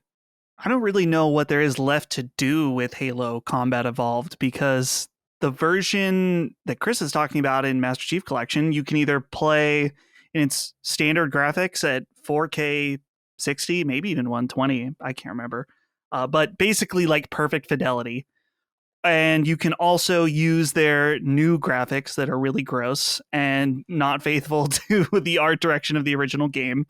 So I guess in theory, they could develop a new skin of a new remastered graphics and do that. But I kind of wonder at this point, I mean, we're getting into the semantics of remaster versus remake, but if they're going to do something, I'd rather them push it a little further and actually remake parts of the game, do something completely new instead of just a new skin on top of the old engine. But we're kind of, I mean, they're taking a page from Sony's book here with just like Last of Us Remastered, Last of Us Part 1. They're kind of doing that with Halo, where they've got remakes upon remasters, remakes, and everything across the board for what was once their golden boy, Master Chief in Halo. So I would be excited to see this. I would imagine that, a PlayStation port of this, lots of money, lots and lots of money. I'm sure that they would love to do that and make money. But I would feel a little disappointed. I don't know how you feel about this, Chris, but getting this would be cool. But I'd kind of just be happy with Master Chief Collection. Like they don't really need to do this. Like it's fine what we got. It's a little. I mean, they did a similar rollout on PC when the Master Chief Collection first came to PC. They did roll out the games individually in, I think, not chronological order, because that would make Reach. No. They did do it in chronological order, because I think it was Reach, then 1, then 2, then and the rest of them are pretty linear. But maybe they'll do something like that again. Maybe it is just a collection, but they're going to be rolling it out piecemeal, which I think would be a little bit disappointing. Also, that would have massive implications about how that would function with crossplay. I don't know if they're going to do a full remake or like a full remaster of Halo Combat Evolved for PS5 or for, just in general. I would be totally down for that. That would be really cool. But if it's just Halo Anniversary again, just put the collection up. Yeah, that's kind of how I feel about it. If they're just gonna put Halo Combat Evolved Anniversary as it is in the Master Chief Collection on PS5, just do the whole thing. Dude, they should update 3.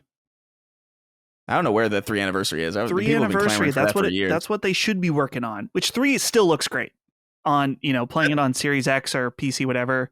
It looks amazing. But if any game needs a little touch up at this point, it's 3.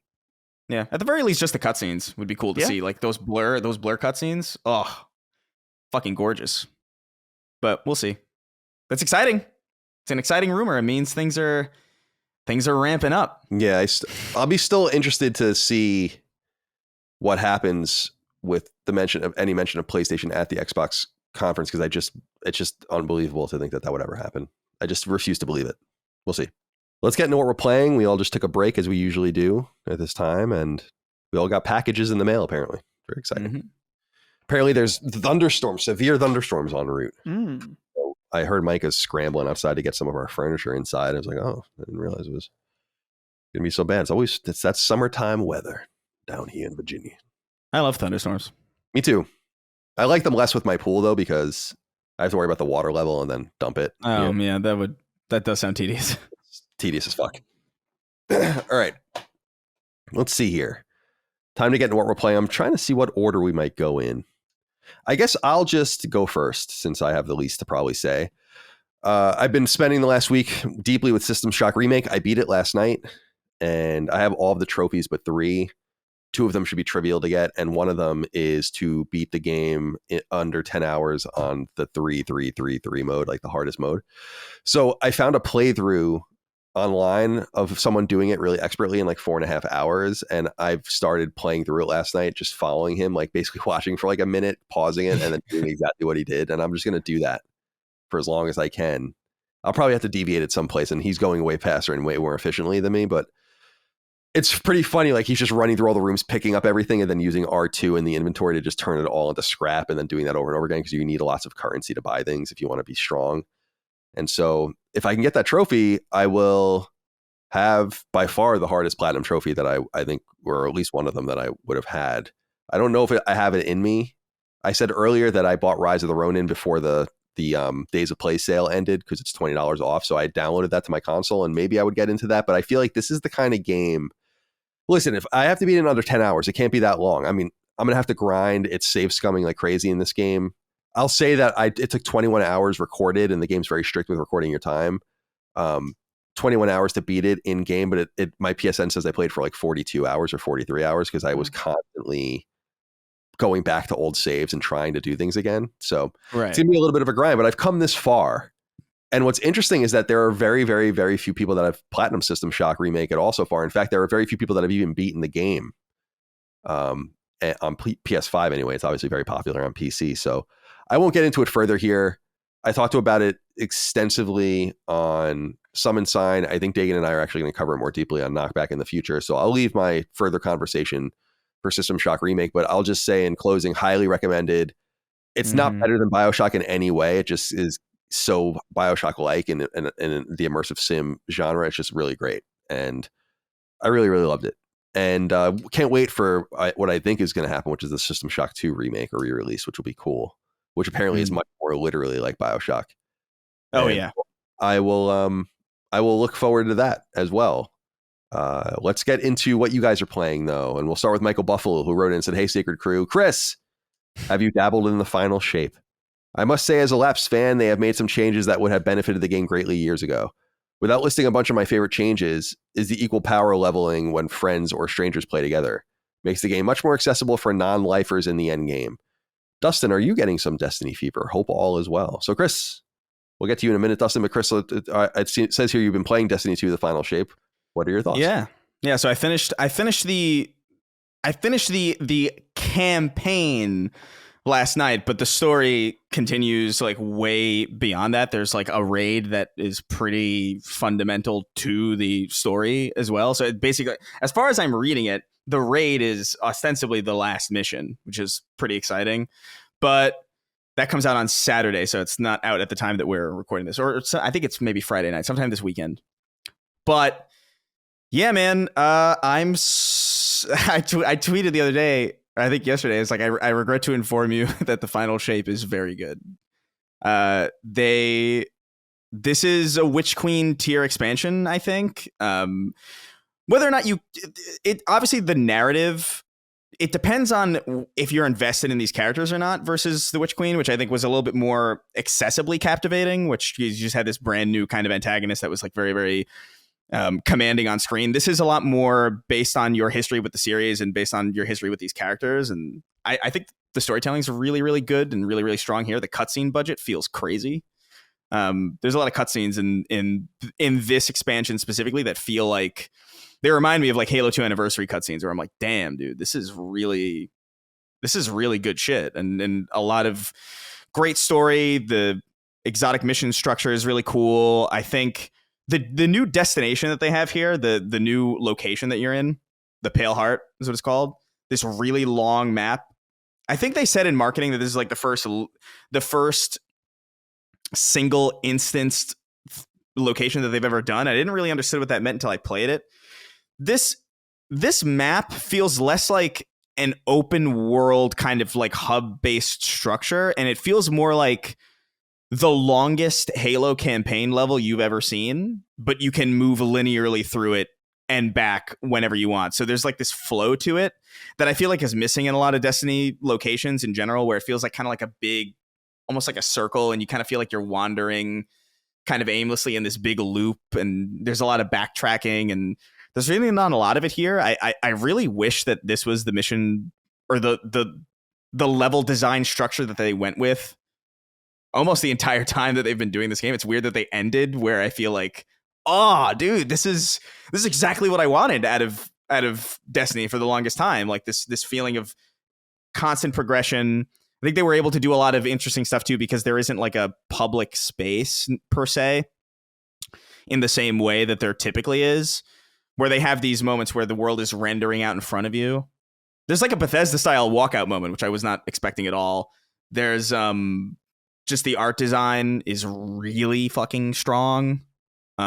Just some of the best art design I think I've seen in a first person shooter, period. It's so trippy and so cool and interesting the way they play with shapes and structure. But I mean, ultimately at the baseline, the game's, you know, I don't know. It's one of those things like, if you didn't like Destiny before, I don't know if this is going to change your mind necessarily. I do think they're answering a lot of quality of life changes. Like the fact that you can access your vault from your ship in orbit is a pretty massive deal for like somebody who's played a lot and has a lot in there.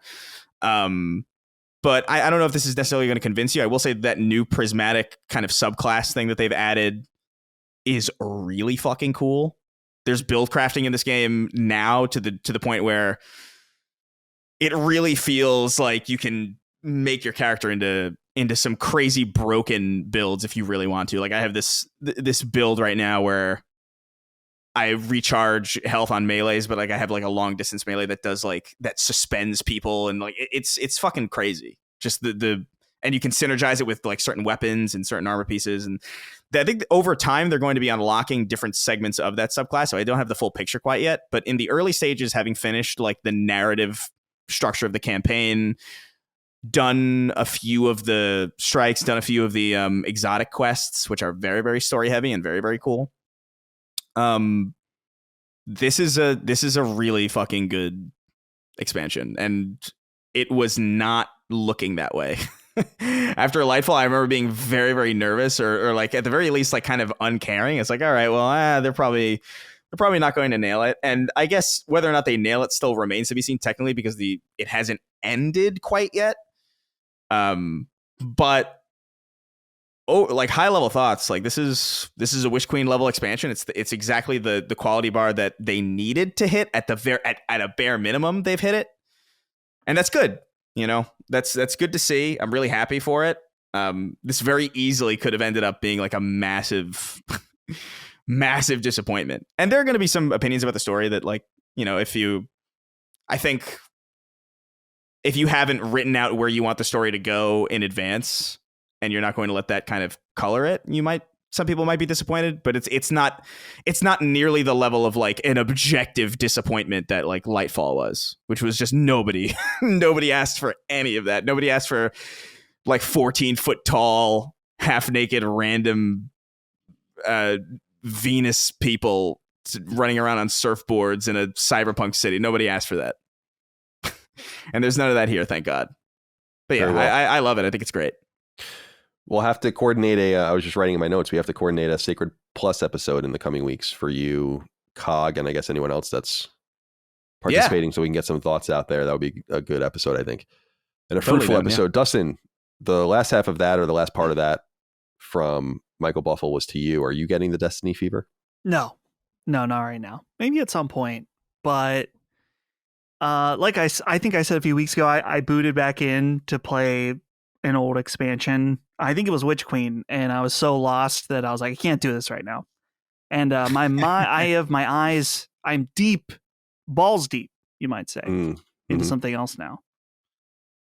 Love it. Love being balls deep.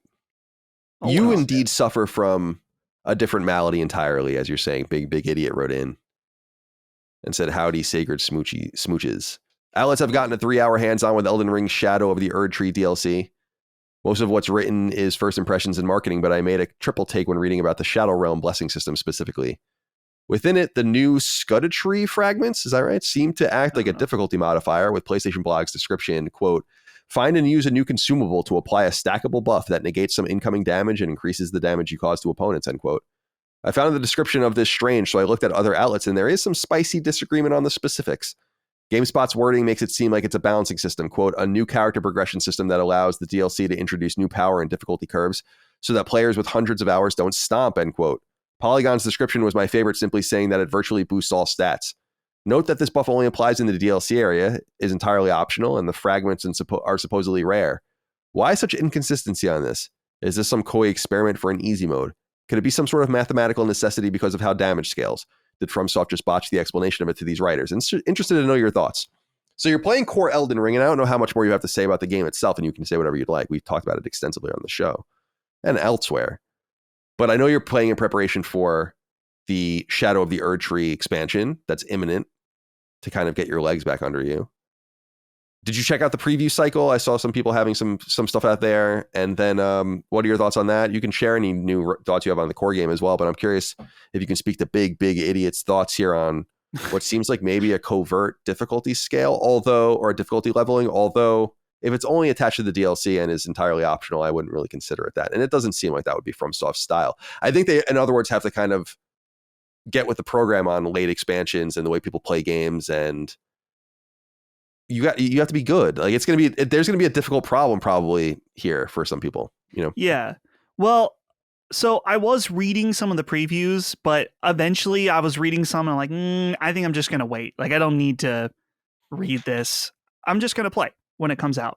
I do know about this mechanic specifically, and I personally didn't take it as any kind of like easy mode. This is designed for people that have extremely high level characters. Someone like Jean, which I think Jean has a maxed out level character. And the problem in previous Dark Souls games or Bloodborne, whatever, so when DLC comes out, people have these insanely high characters that maybe they didn't roll a New Game Plus on or something like that. And they go into DLC and then it's not difficult at all because they've like gone well beyond what their character level should be. And so it's not fun for them. So this mechanic, what was it called? These fragments are just a way that people that are seasoned veterans that have very high characters can go into the DLC, still have a challenge, and then they can unlock a progression for their character in a new way. It kind of reminds me, we'll have to see how this plays out, is that Sekiro doesn't have leveling at all. You can only boost your character's core attack, damage, whatever, through beating bosses and then like consuming their boss spirit or whatever. So that's how you got better in that game. It sounds like that may work in this DLC. And as the write-up mentions, where the write-in mentions, is that it only applies to the DLC area. So I think it'll be cool. As far as my Elden Ring play now, it's funny because I had no intention of playing this game entirely. I just wanted to play some, get used to the controls again. But then as I started playing, I just got overly invested. And now I am probably 65% done with the game. And so I'm just going to play through the rest of it. And I'm having a great time. I'm doing a giant, like a great sword. So if anyone knows the anime or the manga Berserk, I have the giant gut sword, which is kind of like the Buster sword, though the gut sword was first. So it's this giant sword that takes forever to swing, but it just annihilates like groups of enemies at once. It's been awesome. Totally different playstyle for me to do that. But yeah, I'm just amazed. There's so much stuff that I forgot that's in this game. The amount of depth, how many different things, how many different secrets, different ways to play. I'm having so much fun going through it again. I'm so glad that I ended up doing this before Shadow of the Erdtree, because I'm going to get so much more out of it when it happens. So having a great time once again in the lands between. I'm playing it too still. Yeah, how far are you now? Well, I just picked up where I left off, basically. So I was, I'm like level 115. Oh, right now you can easily clear the game at level 115. Yeah. I'm a dex. Wait, 115. Okay. Yeah. Not I would 50. say it's like between 100 and 150. Right now I'm fighting that. Oh my God. There's like a boss. I can't remember his name. He turns into like some beast. He has like death. I think he has like death on his sword or something. I can't remember his name. What the fuck? Yeah, I know who you're talking about. You know what I'm talking about. Yeah. So that's where I'm at. So Macalith? yeah. Something like that. Macalith. Yeah. The Black Blade. Yeah. Yeah. Which is pretty. You're so it's pretty close, deep dude. into the game. I know. So I'm close. gonna. And then Destiny came out and completely stole me. But I think that's gonna be my. I'm working on like Elden Ring is my Twitch game. I'm basically like streaming that as a way to like keep me focused. And it's just like, okay, I'll do Elden Ring on stream. I'll do Destiny in my spare time with my friends. But yeah, Elden Ring's great. Man. I'm hoping I can. I'm getting better. Yeah, I picked up from like a pretty late stage, so like relearning all that's been tricky, but I think I'll be ready for the DLC when it comes out. I just got to beat Moog though, and that feels tough. Yeah. Well, and if it's all the previews were like, yeah, this is really hard. But you're in a preview, you're using a preset character. It's not your character. Probably haven't played for a long time. Right. But usually FromSoft DLCs are the hardest content in the game, which is pretty cool. Pretty exciting. Yeah, I'm stoked. All right. We'll report back. Well, you guys will report back on that. I'm not going to play it, obviously. All right. No news this week. No big news. I put it all in the other part so we can get right into listener inquiries. This should be, unless we get into some sort of diatribe or argument here, some show-shattering scene. It's possible. We might be done before 4 hours this week, which would be very interesting. All right. Historic. Let's start with Rampton Vadati. I'm very sure I'm completely brutalizing that name, and I'm sorry. He says, hello, guys. This is my first time joining the Patreon, so I wanted to jump right in. Welcome. And remember, you can join at patreon.com/lastdaymedia. He says, based off the positive reception for the Astro Bot trailer, do you guys think there is potential for Astro Bot to become PlayStation's next big IP? Platformers do not seem too popular these days, but I think Astro Bot might have what it takes to stand out. Dustin, what are your thoughts here? Astro Bot, could it be the next big thing? Is that potential exist here, like a Mario-like potential? Yeah, I think in terms of PlayStation scale, we'll say, I think that Astro Bot has the potential to be really big. It has the right mix of cute, and it's got a little, minions thing going on with them being a bunch of them. People like that. But I think most importantly, where they've really struck gold with Astro Bot is the nostalgia aspect and the crossover. So yeah, it's the hybrid crossover and nostalgia aspect that I think is really going to send this game to being extremely popular amongst people, just because even the pack-in PS5 one, people love that. And it was so fun collecting all the different accessories and stuff for PlayStation. Having it be really a celebration of PlayStation was awesome. And they're really taking that angle specifically from that trailer and going all out with it. And I think that's awesome. And overall, he's just a really cute, likable little character. As far as how much potential, I don't know. I wonder if there could be a world where there's a Astro Bot animated movie that is successful. They tried to do that with Ratchet and it didn't really work out, but that was kind of before the PlayStation Productions real initiative. So maybe they could have a chance. I don't think he's going to be the next Mario, but I could see if this game's awesome, him becoming a new face. I mean, he already kind of is like a new face for PlayStation, but really taking over at that point. Chris, do you think Astro Bot has potential beyond his current status in the stable of PlayStation exclusives? I'm of two minds with Astro Bot, where I thought it looked great. I thought the trailer looked, it was very fun. I like the idea that we're getting a new like platformer of that quality with that fidelity. That's very, very exciting. And I think Astro Bot is cute enough. Like Dustin said, he does have like the minion quality that I think a lot of other people will probably like glom onto, the fact that there's so many of them and that they're cute. Arguably, minions aren't so cute, but you know what I mean? The approachability aspect of it. Yeah. I think is there. I guess It's weird because the thing that I liked about Astro Bot the most was that kind of self-referential PlayStation-centric thing. But at the same time, I also feel like it's the thing that holds it back the most from being its own, from having its own identity in such a way that I remember kind of playing, like looking at the trailer, I was like, oh, he's getting like his own thing. And then, you know, he's on the spaceship, and the spaceship is a DualSense, and it's just like, okay, cool. Like it's cool, but I feel like we already kind of had that with the PS5 kind of demo thing. I was kind of excited at the prospect of him having his own thing, but he's so intrinsically tied to PlayStation that, like, I guess you can't really do that. So I don't know. I'm a little bit mixed on how I feel about the nostalgia aspect of it, because while I do like it and I do think it's cool, I also feel like it's somewhat hindering to Astro Bot as a presence. Because I mean, I don't know. It just feels kind of strange to me. But I'm excited for that game, no doubt. I'm going to play the shit out of it. Looked gorgeous. It looked great. I think there's going to be some sort of... first of all, you could see that game selling several million copies or something like that. I think it looks really charming. I just think... And this has already been kind of touched upon, but Nintendo's the only company that can really get away with selling games like this by the tens of millions. And maybe it's a quality thing, but it's also a buy-in from your community that games can be valuable and look like this and play like this. And I think that there's such a different expectation in PlayStation's ecosystem. You see that all the time with the games that are, you know, marginal, where people just don't want to tolerate them.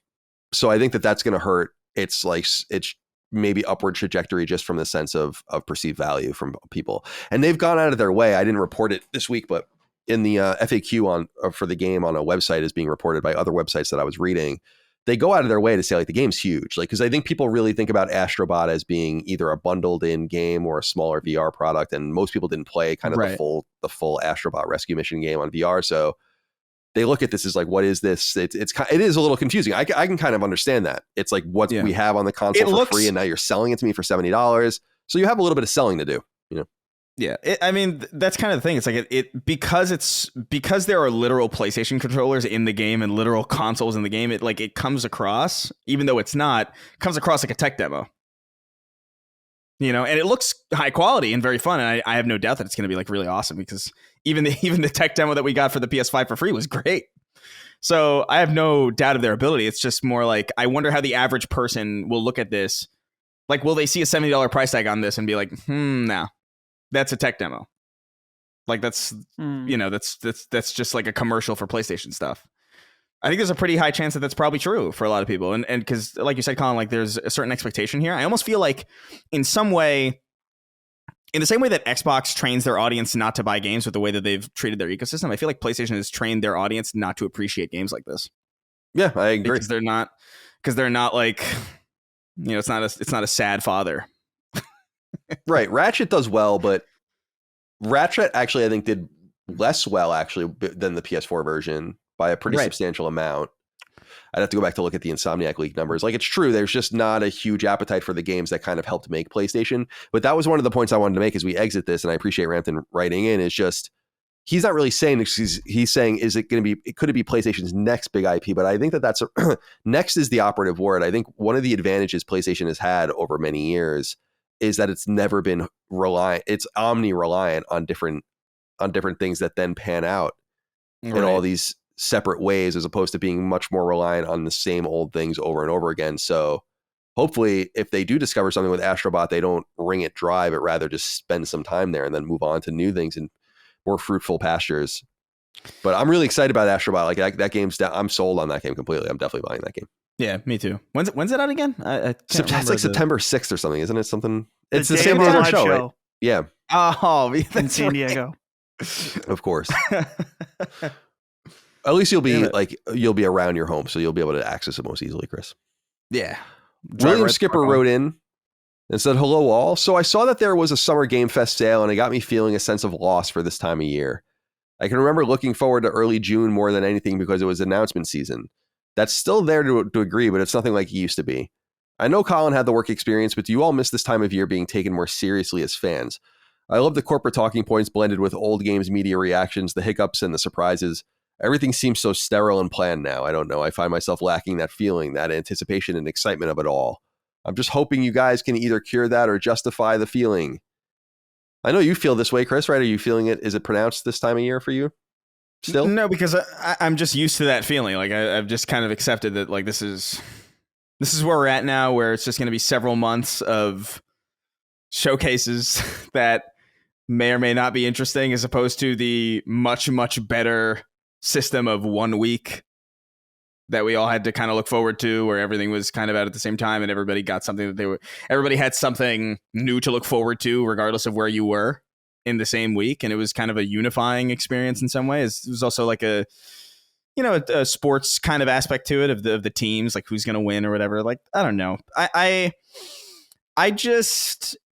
I've stopped longing for that time because you're not going to capture that again, because a lot of that was just, a byproduct of the time as well. Like there was a lot of money poured into games back then, but not nearly the amount that is poured in now. And you're not going to risk your $220 million game being unveiled for the first time on a build that is 50% unstable, or that could potentially have a live demo crash on stage. That's not the reality anymore. I think I wish it was, but it's objectively silly for them to do that. Like if you were planning, if you were on the other side and planning these things, would you realistically be like, yeah, this game has like a 70% chance of crashing, but let's like flip the coin? No, you're going to pre-record that thing. Definitely. And you're gonna fake it. Or you won't even fake it. Maybe you'll just have like a pre-recorded thing on a very digital, really easily controllable thing, and it would be the smart decision for you to make. I do agree. Like I lament the lost kind of scrappiness of the industry that we had in that time, and it's so funny because it wasn't even really that long ago in the grand scheme of even just the games industry. But we've transitioned now into an era where there's simply too much riding on these things. And even when they go off in completely controlled environments that are completely under their control, people still find like Concord, dude. Like Concord didn't have to be unveiled in front of a crowd or play tested live with a demo, and everybody still hates it. So it's just a very volatile industry, and you got to be careful with it. And that's just kind of where we're at. It was way better before, but can't be that way anymore. Dustin, lamentations to share? Yeah, I mean, it is disappointing, of course, just because it was exciting, as Chris mentioned, the competition of it all. I remember it was always right when school was finishing. So it was like kick off the summer watching E3. It was great. Fun. It was great. I'm wondering now, though, I'm trying to figure out how to say this without sounding really depressing and pessimistic, but I just think that at this point in my life, announcements, even if they're of my favorite things, are inherently less exciting. Like it's just not going to feel as it, like, dude, when Kingdom Hearts 3 got announced, even, which I was into my adulthood at some point, like very early on in adulthood, that was crazy. Like that's going to be a peak for me, that it's like, even if they announce the next Nier game that gets announced, I'm sure I'm going to be hyped, but I don't know. It's not. And it's one of those, I think some people take this feeling of getting older and being less excited about things and be like, man, the games industry ain't what it used to be anymore. They're not making good games anymore. And maybe that is true a little bit in some areas, but I think it's just that, I don't know. As we get older, things just become more common. It's like, yeah, I've been there for the release of 3 Kingdom Hearts games now. And so now that there's a 4th one, it is exciting. But I've kind of been here. And eventually there's going to be another Halo game. Only that's going to be met with a lot more pessimism. But it just, it's not that I don't love games anymore. I still get really excited. I enjoy them. I've made games my life. I hope that video games can be my life always. But, whoa, holy shit, Colin, it's going down. Yeah, it's thunder. Yeah, that was crazy. That was crazy, dude. Yeah, what the hell? That clear. That was like the thunder, like whispered into the microphone. Basically, it was like in the room with you, dude. I know. It's always happening. There's always like severe weather. Remember that was a thing for a long time, where like I was constantly almost getting taken away. Oh man, But So yeah, anyway, I might have depression. Is what I'm trying to say. Just low I key, get No, low key. I don't know. I'm just being honest. the more you experience something, the more the novelty wears off. I think it's pretty, Yeah. you know, you're but I do think there are still game announcements that have the I probably won't get as excited about like another Halo game as I remember being excited for Halo 3. Like probably never again. Yeah. But I can I can see myself getting just as excited for something that I didn't expect. Like I remember hearing like when I saw that when that Marathon trailer dropped and the art design was kind of shown, and I was like freaking out. I was like, what the fuck? That's crazy. And it's because it's from a studio that I'm like respectful for and I appreciate a lot. But it was something new, you know what I mean? It was something else. I'm not going to get excited for another Mario or another Zelda or another Halo or another Metal Gear, really, or even Death Stranding. I'm excited. I'm looking forward to Death Stranding, you know, but I'm not like screaming. You know what I mean? It's just like, oh, cool. I'm super excited to play that game. When I was younger, it was a lot easier for me to have that kind of visceral. I remember, dude, I power slid at my TV when they showed Destiny and the tank the spider tank came down. I was like, they're bringing scarabs into this? That's sick. And it was not nearly as interesting as a scarab when it was actually in the game. But I don't know. These things happen, and I think getting older and managing your excitement is actually like a positive skill. Sure. And it's I still feel like I still feel that excitement sometimes. It's just never going to be over the same thing. You're never going to have the same excitements twice. All right. Javin Mather wrote in and said, greetings, fellas. What's the most personally significant gaming item, or gaming adjacent item you are sad to have parted with? This could be due to selling, damage, being misplaced, etc. I myself regret having sold or traded in my various Working Designs Collector's Edition games, such as Lunar 2 Eternal Blue CE on PS1, or the Black Label copy of Valkyrie Profile, also on PS1. Cheers, and thanks for all the work that you guys do. I mean, I'm curious what your guys' stories are. I have so many, I couldn't even name them. And to the point where I'm so glad that I realized it so early that I went back and bought a lot of the stuff back. As I got, in high school and later. Because as I said, I got rid of most of my SNES collection, basically, to buy my PS1. And I was almost immediately been like, what did I do that for? And when reacquired all those games when they were still really quite affordable. So yeah, there's a lot of that stuff, but I'm sure it's happening left and right and center. We had the guy, was it last week, that wrote in saying that his like house got fucked up in a tornado and he lost like all of his shit. That's scary stuff. Dustin, you're a collector. Is there anything that you've parted with that you regret? Yeah, well, I mean, naturally, as a kid during that era, and I'm sure kids now, I had to sell stuff in order to get new stuff pretty regularly. So I'm sure there's dude. I mean, if I had every PS1 game that I ever had, been sick. I probably have gotten them mostly back now, but I regret selling a Pikachu Nintendo 64. But that was karma because I traded a kid a Rock Band guitar for a Pikachu Nintendo 64 and a copy of Ocarina of Time, which at the time, that's sick.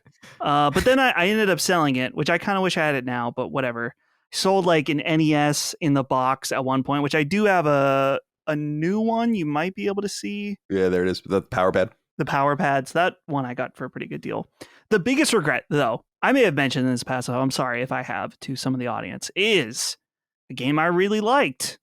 The Misadventures of Tron Bonne, a spin-off for Mega Man Legends, one that we would rent regularly and play.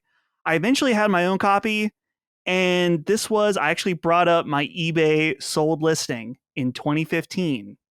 May 9th, 2015 at 3:17 a.m. It sold for $200 on eBay. It was just at the time that I didn't care about collecting as much, and at that point in 2015, probably pretty, not like super poor. I was eating just fine, but I'd rather have that $200 to buy some other game or something, much like when I was a kid.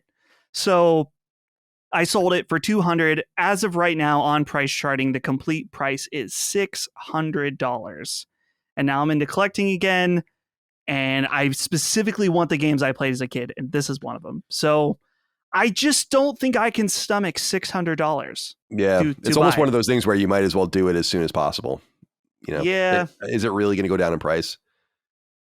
I don't know. Probably not. Yeah. But I don't know. At that point, it's like for 600. Do I really want it for 600? Like, I might as well just give up the idea of having it, I think, at that point. Yeah, at that point, yeah, it's not going to get any more available. So. I mean, I have like other games that are expensive that I theoretically could sell in order to get it, but that kind of feels like I don't want to do that either. So that's I would just keep continuation of the cycle. Yeah, it's a cycle. So maybe someday I dream of the day that I'm blessed at a yard sale for $5 to get Tron Bond, but unlikely, highly unlikely at this point. Chris, anything you've parted with that you look back and wish you didn't? Yeah, I think there's a couple things for sure, and I think we all have a lot of that stuff. But I think the one that sticks with me the most is the PSP. I really loved the PSP in a way that I don't know if I've loved a handheld.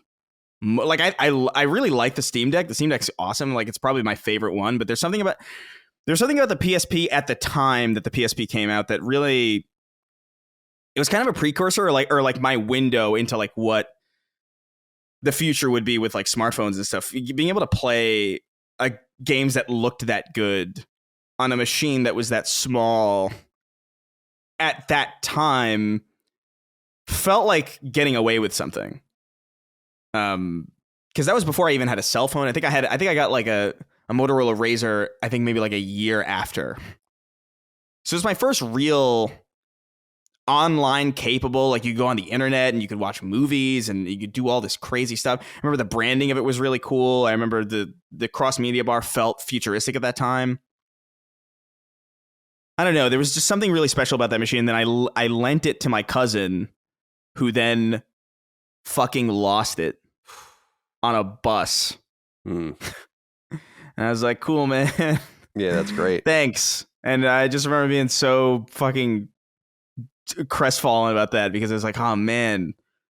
Because I lent it to him because I was done with it, but at the same time, like, I wanted it as like a sentimental keepsake still, at the very least. Like, when he was done with it, I wanted to have it, even if I was never going to play it again. There's a lot of games on that machine too that I really liked. I remember that there was a Budokai game on that game that I really liked. I think it was called Shin Budokai. That was really cool. Wipeout Pure was there too. It's my favorite Wipeout game. It's on a PSP. But yeah, that machine was just a really special place in time for that machine. Also, I just love the branding of it, the silver circle on the back with the angular letters. There's something really beautiful about that machine that I can't really put into words. Even that little speck of yellow for the headphone jack. Like, I loved everything about it. But yeah, I miss that thing. And I've thought about getting a new one, but it's not mine. You know, it's not that one. It's not the first one. And I got it too. Like, I got it too because my parents my parents got it for me as a gift as like a kind of like a we feel bad for you, here you go, after I went through like surgery in like 2004, 2005. I can't remember exactly what year, but they were like, he just got drugged up and cut open. let's whatever. Let him have his PSP. I remember being so stoked, but yeah. R.I.P. PSP, and we miss you. Maybe we'll see a third Sony handheld soon. Maybe we'll get another one. We'll find out. Papa Biscuit wrote in, said, hey, controversial dick coddlers. I don't know what that means. What are your thoughts on Battle Pass objectives? I was playing Grand Blue Fantasy versus Rising and noticed the Battle Pass objective was use 15 ultimate skills. I intentionally lost every match to complete the objective and get the XP. GBVSR is a one-on-one fighting game, so I'm hurting no one but myself. But if it was a team shooter and someone throws the match to complete their Battle Pass objective, your teammates may report you, send hateful messages, etc. So why have the objectives if it could lead to those things? Keep up the good work.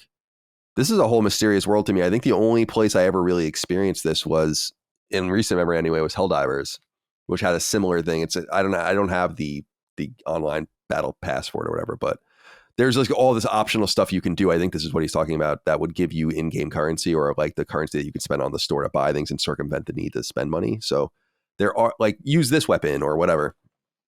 But you guys have much more familiarity with this stuff than I do.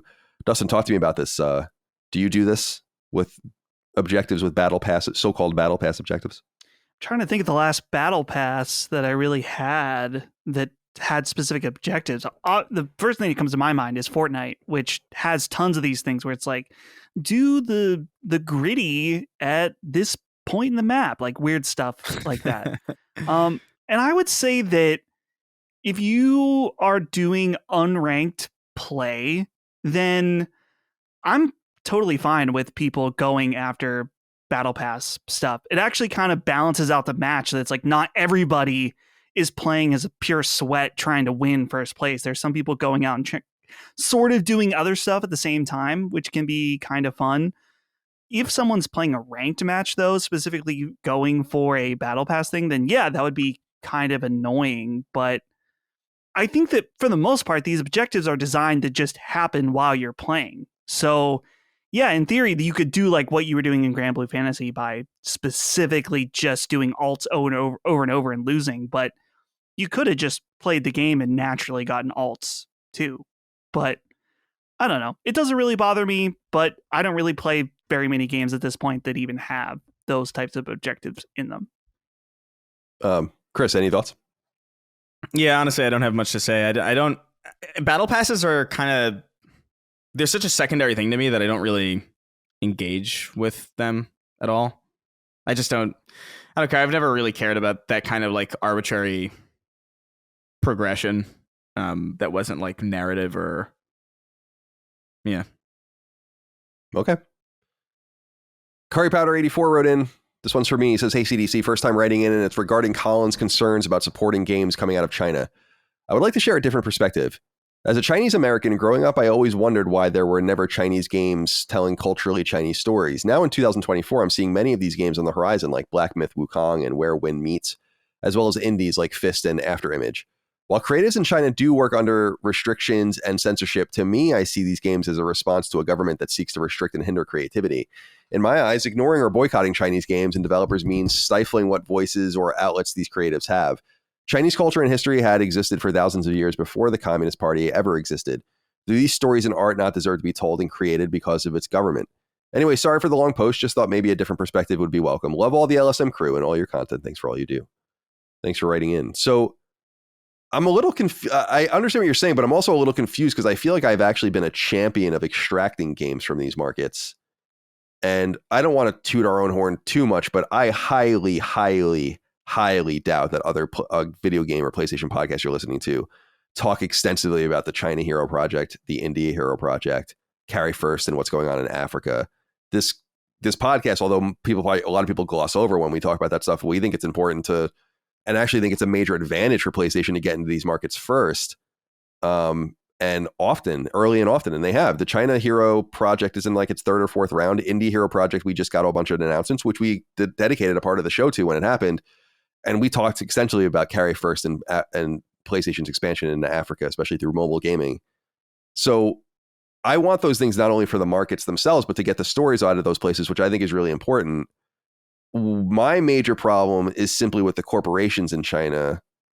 It's true that I know this from experience because of the edits we had to make to Perils, as we've talked about in the past when I wrote that game, because one of the rhymes I wrote was about a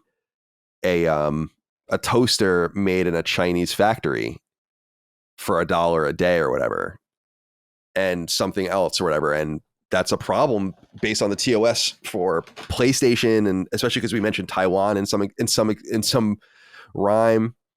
And it's that I resent that those rules exist, and those rules only come from the top, and everything that comes out of there is put through that lens. So no matter what even if it's historical, like you said, and that's great and that's cool, those games, I'm not saying games of this caliber have existed, but games telling Chinese stories and the Three Kingdoms and all that kind of stuff, that's where Koei and their whole thing comes from. These games have existed for as long as video games have existed, and goes into Dynasty Warriors and all that. Not that I'm saying those are serious or good for what you're talking about, but it's not necessarily new. I guess what I'm saying is that my problem goes against the corporations that put those onerous rules on all of us, specifically their own creatives, and that it stymies the stories they can tell. And the stories have to be told between the lines. But if I were you, I would be really careful about telling those stories between the lines and getting yourself or your family into any sort of trouble. So it's not about the creative Chinese people or the creative Chinese workers that make these games, or the creativity of the Chinese worker, or about the creativity of the culture, which is deep. It's an ancient culture, much more ancient than my own culture. I mean, anyone that that's undeniable, and that's one of the fascinating things about Chinese culture. But it's about the modern exploitation of economic might and labor disparity and totalitarianism and all the rest that intermixes with all this inevitably. It's why there's a big problem in the United States with TikTok. It's why Huawei was not even allowed to do any business in the United States as a telecom. Why wouldn't it extend further than that? It's not a commentary on the Chinese people, in other words. And it's certainly not a commentary on the deep history of Chinese fiction, which I'm anxious to get more of those games from there. I mean, it's over 1 billion people there. So there's no doubt the next Ken Levine, the next Miyamoto, the next whatever could very well be there. So yeah, I appreciate you writing it. I hope that makes sense. Finally, David Hutchins wrote in and says, CCD, wanted to get your take on something. How much additional money do you think PlayStation would make if they added a purchase game for friend option to the storefront? I would love to see this added so you could purchase a game for your friends if they are low on funds or if they are on the fence about a game that you think they would love. I believe they can make millions of extra dollars a year with this feature. It would also be great to see game prices even if you have it in your library. You can always tell the friends to grab it when it's on sale. Have a great day. See you in San Diego in September. I love this. I mean, I don't understand why this wouldn't already, like, why wouldn't you want to make it as easy as possible for people to spend money and like lubricate all potential avenues of commerce? There's got to be some reason, probably a fair bit of, I want to call it fraud, but it would be like a friend being at your house, being on your PSN and being a dickhead and buying a game and sending it to himself. Like, that's probably a not trivial thing that would happen. It's the same thing why I say about why you can't delete trophies. Like, it's so disastrous what could happen because of that it's not even worth opening that door. And it could be a similar thing here, but as I understand, other platforms do allow this. And it just seems like, okay, so maybe you're both friends and there's some trust system or something like that, but I would love that. I would send games to Dagan specifically all the time if I could buy him one, because I know he'll never check them out himself, not for the money reason, but just to make it as easy as possible for him to see it. So Dustin, what are your thoughts here? Yeah, this is a feature I've used quite a bit on Steam, both as a sender of games and a receiver sometimes of games. That's something Lockmort every once in a while will hit me, be like, hey, I got you Rust on sale. And then we never played Rust, unfortunately, but he did buy it for me. It was very nice. At some point, Lockmort and I will play Rust. We did play the other game, though, that he sent me around Christmas time. I don't remember what it was. But anyway, I think it'd be a great feature on PlayStation. In fact, I don't see why, if Steam can do it, I don't see why PlayStation would not be able to do it, unless you have something set up where it's like, hey, if you want to use this feature, you need to confirm this security, those 3 security numbers on your credit card when you do it, or something like that, in order to make some extra level of safety. I don't see why this wouldn't be a good thing for them, just because a lot of times people do think of friends and quickly buy them something. Maybe they see something on sale and they're like, oh, I really want to play this game with my one friend, but he doesn't own it. I'm willing to pay for it for him. So it adds multiple layers where it's like, okay, well, it doesn't have this feature, so I'm going to have to send him money on Venmo or something, and then he's going to have to go and buy it.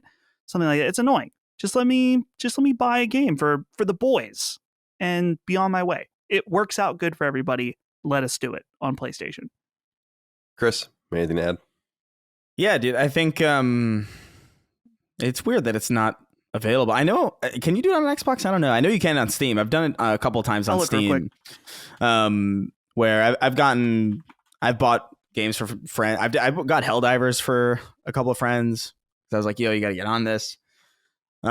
It's really convenient, and it's a really on Xbox. You can. Yeah, it's so weird. It's so weird. So my theory on this is Sony always has the least functionality on PSN compared to other networks, and it's always been that way, and it's annoying and it sucks. And my theory about them is that they're all about all companies are obviously about efficiencies, but they want to like streamline and not make any interruptions, like nothing that can possibly make a problem for anything else. So we don't want to have a customer service problem, so we can't expose this possibility of fraud. We don't want people buying individual PSVR 2 controllers, so we won't sell them. We like just weird, right? Yeah, and then they slowly come to realize that they actually kind of need to embrace these things. I would imagine that there would, like you said, Dustin, be some foolproof way to make that happen. And I guess Steam would be the most logical place for it to happen because there's already very liberal refunding policies and stuff there, and they don't give a shit. They're all about kind of the customer experience. And really, PSN should, as I've said a million times, acclimate more towards that posture, but they're far away from it. All right. David, thank you for writing in. That's it. This is a pretty short episode of Sacred Symbols of PlayStation podcast. I can't wait to see all the comments about how short it is. Give me a break. Wham. I assume the next episode will be longer because there's going to be a lot of games to talk about. A lot of things announced, I'm sure. So things to talk about. It'll be exciting to discuss all those. Let's go around and say goodbye to everyone. Chris, goodbye to you and your pink shirt. I hope you have a fantastic rest of your day. I will. I'm feeling Five Guys right now. I don't know why. Ooh. Speaking of me, I haven't had a burger. I haven't had like a burger in a while. I think that's the move today. I'm also just going to be in this office drilling holes in desks and setting up wires and all this stuff today. So yeah, I'm going to treat myself. Love it. Yeah. The Five Guys, there's a Five Guys being built near us. And Micah was noting that it was open, like the signs are out, like they're really like getting shit going now. And I'm like, oh, we're real close now. Because we're excited that it's close, not necessarily to go there because we can go to another one that's not so far away, but that this is going to be great for like DoorDash, Postmates kind of situation because it'll be hot still. That was why we were so excited that the Chipotle, which is right next to it, was built because I was like, yes. Now we can get hot burritos, hot quesadillas as opposed to waiting for 25 minutes. That was the worst in LA. Like you knew you were ordering things and it was just suicidal. You know, you were never going to get anything. With it, if you couldn't walk to it, you shouldn't order it. Yeah, that's true enough. That's why I love going to Bay Cities. That's the one place I really miss out there. I fucking love Bay Cities. All right, Dustin, goodbye to you. Goodbye. Yeah, you made me think of the last time I had McDonald's was a somewhat drunken, not super drunk, a little tipsy DoorDash order.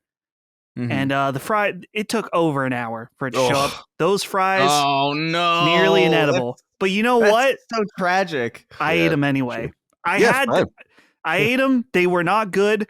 And dude, eating McDonald's past midnight, risky business. But I was okay. Yeah, you'll be fine. It's bad, man.